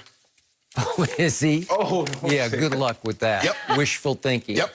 That going to be our guy. He is not. Oh, I understand now, Shannon. Now I know why you're saying he's going somewhere else. You got your guy. Denver. Ripping her. No mercy. Tonight, it's a pivotal Game 4 of the NLCS as the Dodgers look to build on their 15-run outburst and even the series against Ronald Acuna Jr. and the Braves. It all starts 7:30 Eastern, 4:30 Pacific on Fox, and simulcast on FS1. I'm ready for it, guys. The Dodgers Tom Brady already had to deal with his receivers in New England, finishing 4th last season in drops. And now that he's in Tampa, Brady is dealing with the same thing as his Bucs are tied for 2nd in drop passes this season. Bruce Arians isn't buying it, saying, quote, "I don't see us dropping the ball that much." Shannon, what do you make of all the drops right now? What is going on? Maybe if Tom Brady don't throw his catchable ball as Skip Bayless would have you believe. They were tops in New England dropping the ball, and now that's in Tampa. Now, what has transpired? What left from New England and came to Tampa? You stop this. First of all, Bruce The Arians. GOAT, that's who came, the GOAT. First of all, Yeah. Bruce Arians does not believe this is a problem. What people and magazines are trying to do is that they're trying to make an excuse for Tom Brady's erratic play. Because here's some stats for you. Tom Brady is 24th in yards per attempt. He's 20th in completion percentage. He's 21st in QBR. But let me tell you a stat, Jenny, and people at home, what he's tied for first in. Pick sixes. He's number 1 in that stat. He and Sam Darnold are tied for number 1. How many? With pick sixes. 2. That's too many. That's too many. That's a ton. Guess how many Aaron Rodgers got? Guess how many my homeboy got? Guess how many a lot of other quarterbacks got? None. That's how many your pick sixes your guy should have. None. Stop it, Skip. At some point in time, it's okay for Tom Brady, what he's done, the appearances in the Super Bowl, the win, the championship game, that's okay. We're talking about right now. And it's okay that is play. So we got to stop trying to come up with stats to amplify how great Tom Brady has been. Oh, big-time throws. Well, how many off-target throws has he had? They don't list those. Stop this, Skip. And the drops, 9 of the 13 drops of the running back. Hence why he's 24th in yards per attempt. He's the old ticky-tack Tom, what they call him. Look, right there. Look right there. Stop it, Skip. You ought to be ashamed of yourself. So you're saying that these drop stats are fabricated by Brady apologists trying to defend his play. Is that what you're saying? So you're saying the drops is why Tom Brady is 21st in QBR. He's 20th in completion percentage and 24th. So what is yards per attempt? Because that tells me he's throwing the ball to the backs. He's little check down, little rim routes, like he was in New England. So you're talking about the same Tom Brady who has been leading the league all year in big-time throws of 20-plus yards. That guy? Oh, my goodness. Really? In air distance, he's at the top of the league. In the distance the ball travels to his receivers. And you say Dink and... Well, let me ask you a question. If that's the case, how do you get 24th in yards per attempt if you're up there to lead the league in air distance? He's mixing it up. He's going deep, and he's going medium, and he's going short, the way he always has. He's going short more than he's going medium and deep, and you know it. Okay, so here's what happened last year in New England. Much of the year, they did lead the league in drops. They finished 4th, but they were only 2 behind the 3 teams tied for first. One of those was my Cowboys last year, tied 36 with the Bills and Dolphins in drops. New England ended up with 34. But Julian Edelman individually led the whole league in drops because he was a broken down, beat up shell of himself. You know it, and I know it. He had a shoulder that needed surgery. He had rib injury. He had knee issues. You know it, and I know it. He became a liability for the GOAT last year. And the rest of the receiving corps was simply the worst in the league. And they keep a stat called separation on Pro Football Focus, and they were dead last in how far they could separate from the DBs. They seem to be looking pretty good with Cam. They seem to be separating with Cam. Really? Yeah, that's what it looked like to me. Interesting. We'll see how that continues to go and see if Cam gets as frustrated as Brady got at the end of the year, because they really haven't upgraded much. They were frustrated with Brady because all he was doing was just throwing the ball at the line of scrimmage instead of throwing it deep. Interesting. So I considered the stuff, the junk that Bill Belichick gave Tom Brady last year kind of sabotage. I don't think Belichick wanted Brady to succeed. You know what, Skip? You ought to be ashamed of yourself to keep uttering that. Yeah, well, I'm going to keep uttering it because that's what happened. What about Mike Evans? You think Mike Evans is going to have 1,500 yards this year I sure hope so. Year? I hope so. How are you going to do that when you're catching 1-yard routes? So right now, they went into the game in Chicago tied for first in drops to the Buccaneers. Now they are tied for second with 13 drops. The Bills have 15, Cowboys and the Bucs have 13. Okay, how do I explain what's happening this year? Obviously, his receiving core in Tampa is much better, though Chris Godwin has been out for 3 games. We're hoping that he will come back Sunday. He did practice yesterday on a limited basis. We don't care about that. Yeah, we care about that. Okay, well, you say you don't need him because you got all these undrafted free agents. And we make it work. Yeah. So why you need Chris Godwin? Okay, so here's my theory on what's been going on in Tampa. Okay. Obviously, the GOAT suddenly chose Tampa and shocked the NFL world because nobody saw that coming. You certainly didn't see that coming, right? No. I think the most shocked man in the house was Bruce Arians. Uh-oh, I get to coach the GOAT? And all those young receivers, 2 of whom made the Pro Bowl last year, Godwin and Mike Evans, I think they looked back at each other and said, uh-oh, we got the GOAT. We got to live up. You know what, Skip Bayless? And you know what? Drops started to happen. Tom Brady threw me the ball. Ooh. Yeah, he is literally a living legend. He is a 0-ballot Hall of Famer. It's as if one of those busts in Canton actually came to life and is still playing at age 43. Oh, it's the GOAT. He's in my huddle. He's throwing me passes. Skip. I dropped it. I'm sorry, Tom. I'm sorry. I just choked. I choked because you ought to be ashamed. No, you should be ashamed. And you know, and I know I'm right about this. You know good well them guys ain't thinking about that. Tom Brady throwing me the ball. I got to catch it. I can't drop it. Stop it. That's not how it works. Who was in awe of getting to play with Tom Brady near the end of his career? LaShawn McCoy, my man Shady. And what happened on a play in which Brady actually, would you believe he looked mobile? He bolted the pocket to his right, if we could see this play, and he threw a rocket. Look at this. On the run, he threw a rocket. He bolted. He hit LaShawn right in the hands. Can you throw it much better than that? No. That was a perfect throw. And LaShawn, while the ball's in the air, is thinking, the GOAT just threw me a touchdown pass, and I dropped it because my hands started to get a little shaky. It's the living legend throwing you a touchdown pass. You got to accept what this man is doing because all he did the next game was throw 5 touchdown passes to 5 different receivers and win NFC Offensive Player of the Week. What did he do? What did he do in Chicago?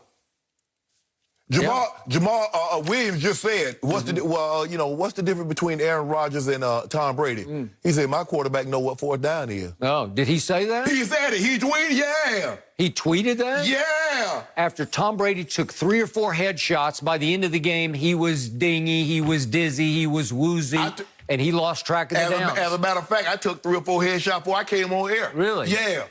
1942. I hope the Buccaneers are aware of what Jamal Williams tweeted. Why you care? And he's the favorite target. He gets like 16 targets a game from Aaron Rodgers. Talk about air distance. It's no yards. Skip, why you upset? The man said my quarterback knows what 4th down is. Do your guy know? Interesting. So that'll go up on the bulletin board. Why? Yep. Hold on. Did your guy forget what down it was? A simple no or a simple yes will You know, when you get concussed, you lose track of a lot of things. But you know what, Skip Bayless? Had he thrown a touchdown, you wouldn't have mentioned that. Now all of a sudden... I would have said he threw a touchdown concussed. No, you didn't. You wouldn't have mentioned nothing about no concuss. But now all of a sudden, he forgot. Skip, it just shows you Tom Brady is human. Better pass rush, Bears or Packers? Help me out. The Bears. That law firm, Smith & Smith. Zedarius and Preston. Yeah, they got something for you. Do you? They got something for you. And Alexander, lock it down. Really? Lock it down. They're pretty good on defense, but they ain't the Bears. Yeah, wait. You know, in Florida, it's a stand your ground state. You hear Alexander say, I'm standing my ground on you, really? Mike, but I ain't going nowhere.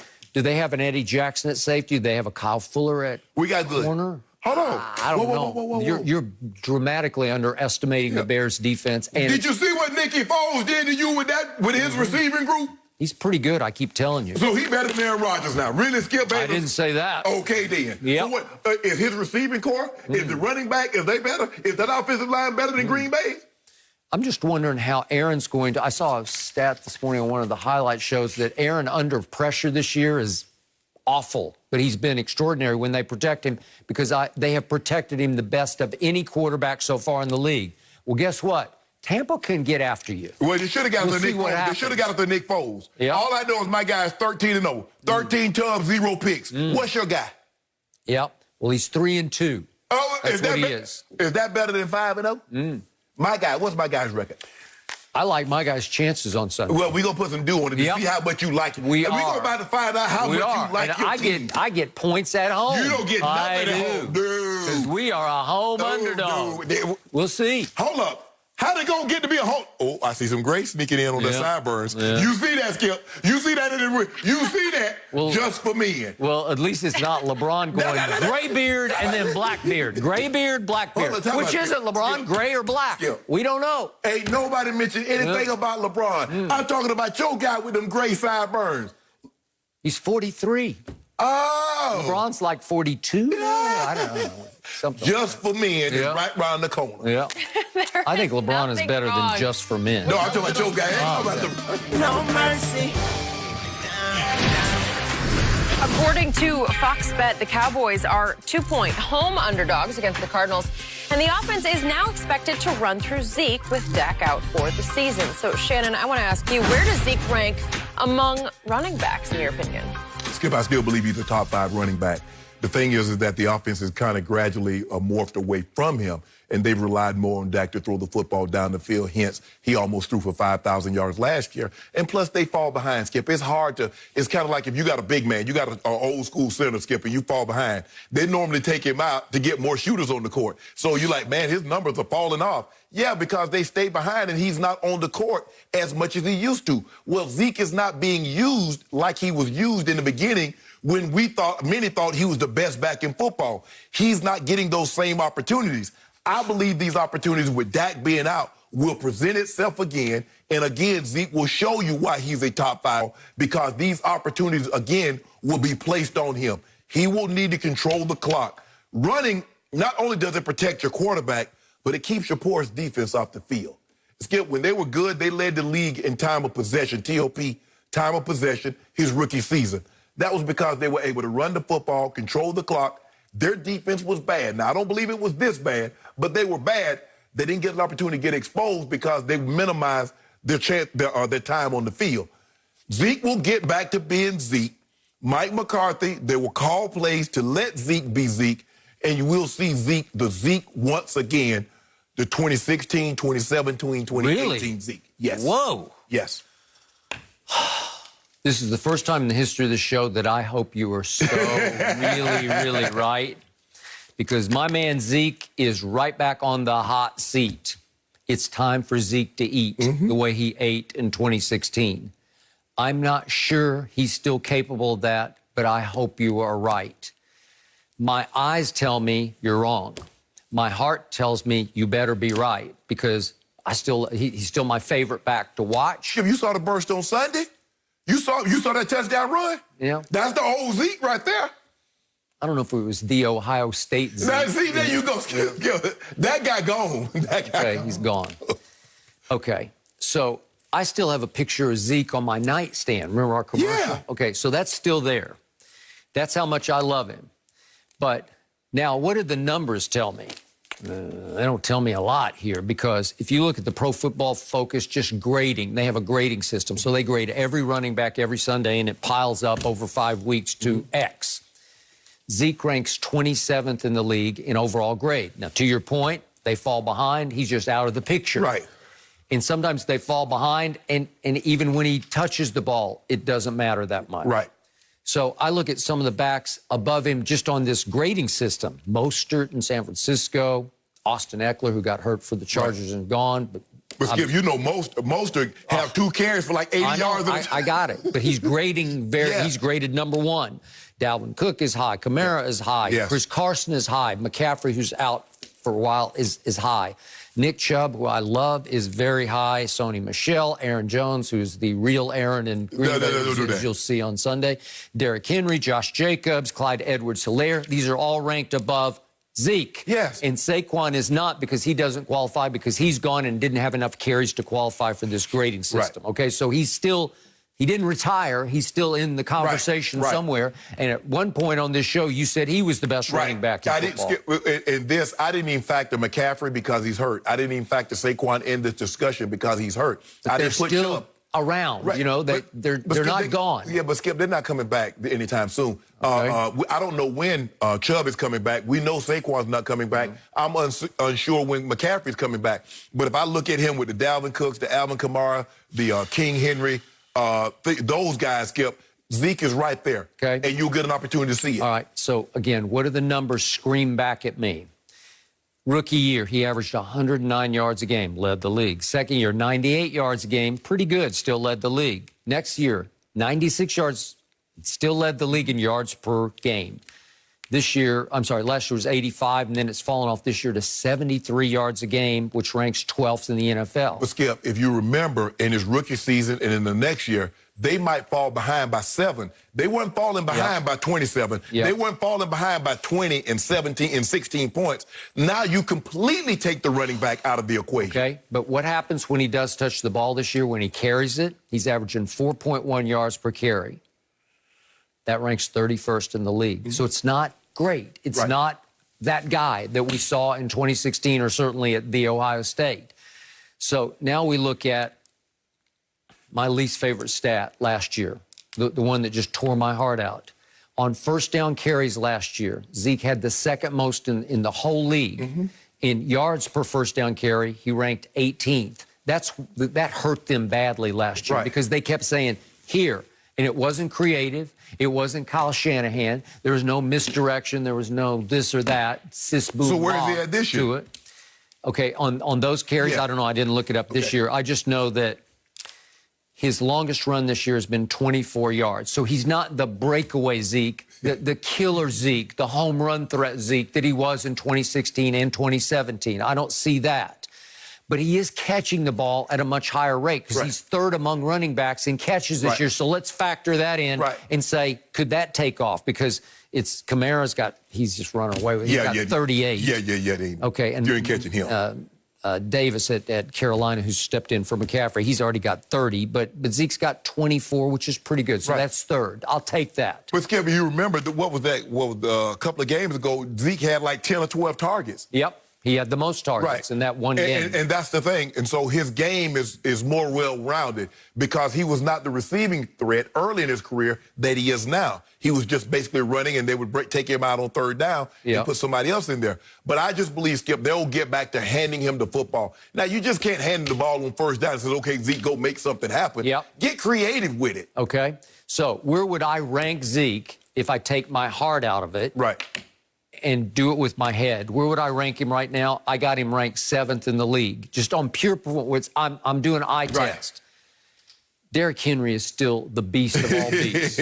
That's who I'd want pounding away. I know he only got 59 yards the other night, but it just looked like every yard that he gained took pounds of flesh out of the defense. And plus, but look what happens, Skip, when they stick the ball in his belly and pull it out, guys running scot-free. Scot-free. Then Nick Chubb, I know he's down for a while, but he's just been extraordinary. Okay, and Dalvin Cook he is a player. He is a player. Aaron Jones, we'll see how he does, but I've always said he's the MVP, Aaron, on that team, and I just love that young man. Kamara has just gotten better and better over the last few weeks. He's saving Drew Brees. He's propping him up. And McCaffrey, I know isn't he supposed to come back sometime? I don't know. I didn't. But whatever. But he's still playing. So I think he's been a little better from what I've seen so far this year than Zeke. So I got him 7th. And I've always thought Zeke was more valuable than Saquon because Saquon's just a home run hitter. Well, I guess over the next 4 weeks we're going to find out. You'll find out exactly what you have in Zeke Elliott. Okay. Because you know what? This is it. They're going to lean true test. Yes. Okay, so can they come out and be a little more creative in how they hand him the ball? Yes. Can they create a little bit of cutback, misdirection, or do some things with some motion that confuse people? Because Jason Garrett wanted to just snap it to Dak, and he just said, here. You take it and just go right up the middle. I mean, and the run thing through the brick wall. I mean, it's not like Mike McCarthy has had a whole lot of great backs. I mean, he had Eddie Lacy for a couple of years until Eddie, his problem that he had. But he's really never had a back like Zeke. So when you never had a back like Zeke, well, how do I use it? Well, I mean, how do I come up with schemes? Because he's had Aaron Rodgers. Aaron Rodgers, they go into a game, well, if we can't run the ball, Aaron will bail us out. Aaron will throw 400, we win the game. Now it's different. So now you're gonna have to coach. And a lot of times, Skip, guys don't want to coach. Everybody says, "Oh, I want to be a coach." No, you don't. You want guys that are good enough to bail you out of coaching. And that's what happened to me. To me, Skip, early in my career, guys, I was a rookie that didn't know the playbook was so complex. Well, let me get veterans that already know the playbook. Yep. I ain't got to coach this guy. I can devote my attention to something else. Okay. Well, in this situation right here, Skip, you got to come up with, you got to coach. You got to come up with a scheme. You do. To utilize what that guy is. Okay. So Monday night against the visiting Arizona Cardinals. I'm taking Kyler. I'm giving it up, and I'm going to say, let's stick with the run. Let's try to force feed Zeke. Eat, eat, eat. And if there's some first down, 0-yard gains, you got to give it to him on second down. Kyler going to have 300 and 100. 300-yard pass and 100-yard rushing. Really? Yep. I told you he was good and you didn't believe me. I don't want him to be good. I told you. I want him to be great on Monday night. Yep. Well, he's the new NFC Offensive Player of the Week. Yeah. For what he did to the Jets. Whoa. Yep. So, Hold up. Shannon, you're on the bandwagon now. You're on Yep, the bandwagon? he's on it. It's official? Yeah, Well, You're gonna he admit saw it? the light. Well, D-Hop probably go for about $1.55. Yep. Christian Kirk do his thing. And I'm going to get my points again because I got another home dog. I got a home dog going on. Yep. Okay. I'm Well, not we'll see. giving you any We points. still have Friday to get to the bottom of this. No mercy. Lakers forward Jared Dudley said his team thoroughly enjoyed watching the Clippers blow their 3-1 lead to the Nuggets in the playoffs. Take a listen and hear what he had to say. We were laughing. We were laughing in the sense like, I can't believe it. I picked them to win Game 7. There's no way I thought they were going to lose. Our whole mind was, we got to beat the Clippers. We want the Clippers. They wanted us. It was the trash talking that happened. Pat Bev check ball during the pandemic. Playoff P talking about he the best. Him and Kawhi. Kawhi with the commercials, the crown. We're seeing all these billboards up here. And so when we go to practice every day, there's a Kawhi billboard. We see this billboard every single day. Yes, right there. The world wants it. The world's picking the Clippers. So we were looking forward to that matchup. But you know what? Like, it was just crazy. You see Paul George hit the side of the backboard. Kawhi not having that. But those boys, they didn't want to be in the bubble. They didn't want to be there. And I don't blame them for certain times, but the world needed to see the Clippers and Lakers, and it was unfortunate we didn't get to see that. You even mentioned the commercial. Shannon, how much do you love this? Skip, I know you don't remember this, but Adam Sandler had a comedy album. They're all gonna laugh at you. That's what we're doing. We're all laughing at the Clippers because you wanted it. You talking about they looking for the Clippers. Did you know that the Lakers were looking for them too? All you had to do was hold up your end of the deal. Skip, we got a deal. Okay, all you got to do is just hold up your end of the deal. And we going to give the world what they want, what the world has been clamoring for. He mentioned everything that we talked about. Oh, Kawhi with the commercial. Kawhi Town. Little did he know Kawhi Town, it must have been a pandemic because ain't nobody there. Ain't nobody in Kawhi Town. He took his little shot and you loved it. It detonated opening night, Jenny. Yep. Oh, key. You was having you a good old time. He got a little crown. Can we see that? Can we see that video? Oh, yeah, can we see that video? You were just loving it, Skip. Yeah, you were just loving it. That's it right there. That's it right there. Yep.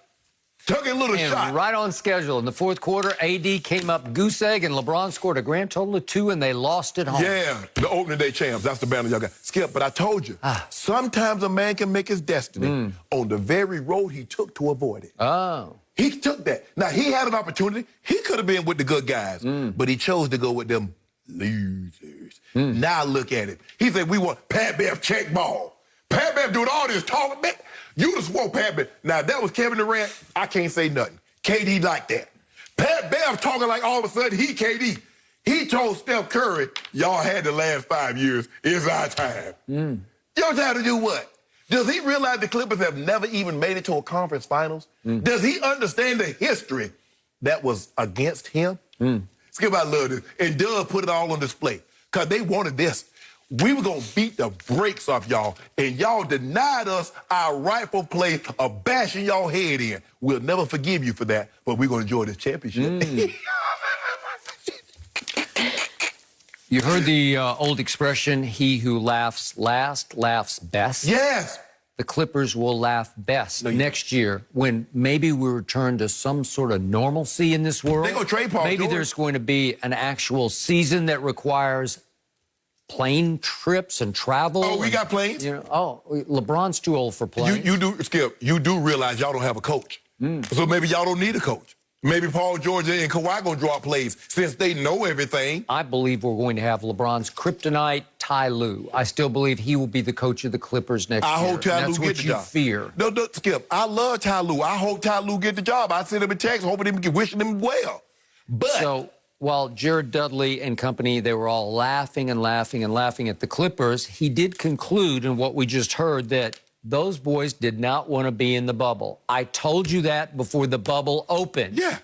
Half the Clippers didn't want to be there. But don't go. Okay? Some Black Lives Matter issues and some because they just didn't want to have the threat of getting COVID in the bubble. No, they didn't want to have the threat because they did all that talking. Paul George ran his mouth. Yeah. Pat Bev ran his mouth. Yeah. Your owner worth $70 billion. He got on pom-pom. Woo! He's celebrating. You didn't want to run up against that buzzsaw in the purple and gold and get your head bashed in. So you wanted to take the cheap way out. Yeah. You wanted to take the coward's way out because you didn't want us to do what the Nuggets did to you. They were up 16 on the Nuggets in the first closeout game, and 19 on the Nuggets in the second closeout game, and 12 on the Nuggets in the third closeout game. And Vegas and the odds makers kept saying, the Clippers are way better. They're 8.5, 9-point favorite over the Nuggets. And then all of a sudden the Nuggets get to the Lakers, and it's only 6 points every night because the odds makers had already picked the Clippers to win it all. You got every break you'll ever get. Y'all got the same break. You got a pandemic championship. Y'all got the same break. Yep. You got the same break that we got. Pandemic. Y'all got the same break we got. Did you not. had 5 months off for a guy, because your two guys had off-season surgery. Them bulky knees and them bum shoulders. Paul George couldn't even put his hands up over his head. Your Lakers got to beat a team in the finals that was the 5th seed in the East that was playing 3 rookies high minutes and whose leading playoff scorer, Dragic, got hurt in game 1, as did their heart and soul player, Bam, gone in game 1. And you're over there keying about your championship? You should be ashamed of it. What you should... You got the cubic zirconium championship, which is why I gave you the ring. That's okay. But here's the wear thing, it proudly. Skip. You guys shouldn't even got past the first round. If they hadn't thrown, if Kane Fitzgerald, I remember like yesterday, had to throw Porzingis out, and if he not got hurt, you wouldn't have got past the first round. But you did. You lucked up. And then guess what happened? The Nuggets walked you down. Jamal Murray. Okay, you didn't want to be there, but you're there now, Skip. There's sometimes, you know, Skip, sometimes you ever, I know Ernestine have drug you to certain events. You didn't want to be there. But once you were there, you had your good old time. You made the most of it. You're in the bubble. Make the most of it. Yep. LeBron, end of year 17, got 5 months off to go to the bubble and say, I'm going to go steal me a ring. Ain't no steal. Cubic zirconium as it might be. That's what he did. Way to go. Congratulations. I bet Kawhi won't come out with no commercials next year. Yeah, I don't think he can have that same crown He's in the lab hanging right from now. the He's in the lab. He's in the lab. They're going to have to totally rebrand Kawhi. No mercy. We'll continue talking about Nick Saban. He has been monitoring team practices via Zoom since he tested positive for COVID-19 earlier this week. The number 2 Tide face off against third-ranked Georgia this weekend. So, Shannon, how much will the team miss Nick Saban? I mean, Skip is the greatest college coach in college football history. He's going to be missed. And going up against number 3 Georgia, who's been statistically the best defense in college football. Now, Alabama's offense has been off the chain. They've been unbelievable. They just racked up 724 yards against Ole Miss. Now, Ole Miss isn't Alabama, but I don't know if Georgia has Ole Miss's offense. But he's going to be missed. But Sark, who's the offensive coordinator, he's been a head coach before. Yeah. So I think they'll be okay. At USC. Yeah, but Skip, in a game like this, you need steady. You need old St. Nicholas. You need that stature, that presence. Yeah.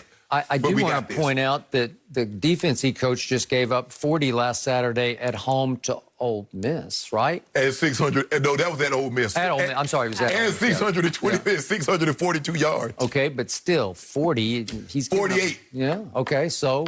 Right? Yeah. Okay. defense isn't very good, but I don't know if Georgia's offense is Ole Miss offense. But at least Nick says he's asymptomatic, so I'm sure he had a big hand in the game plan this week, right? But he can't be there. He can't call into the stadium and offer instruction. But that's Bama. At the end of the day, they're still Bama now. Yep.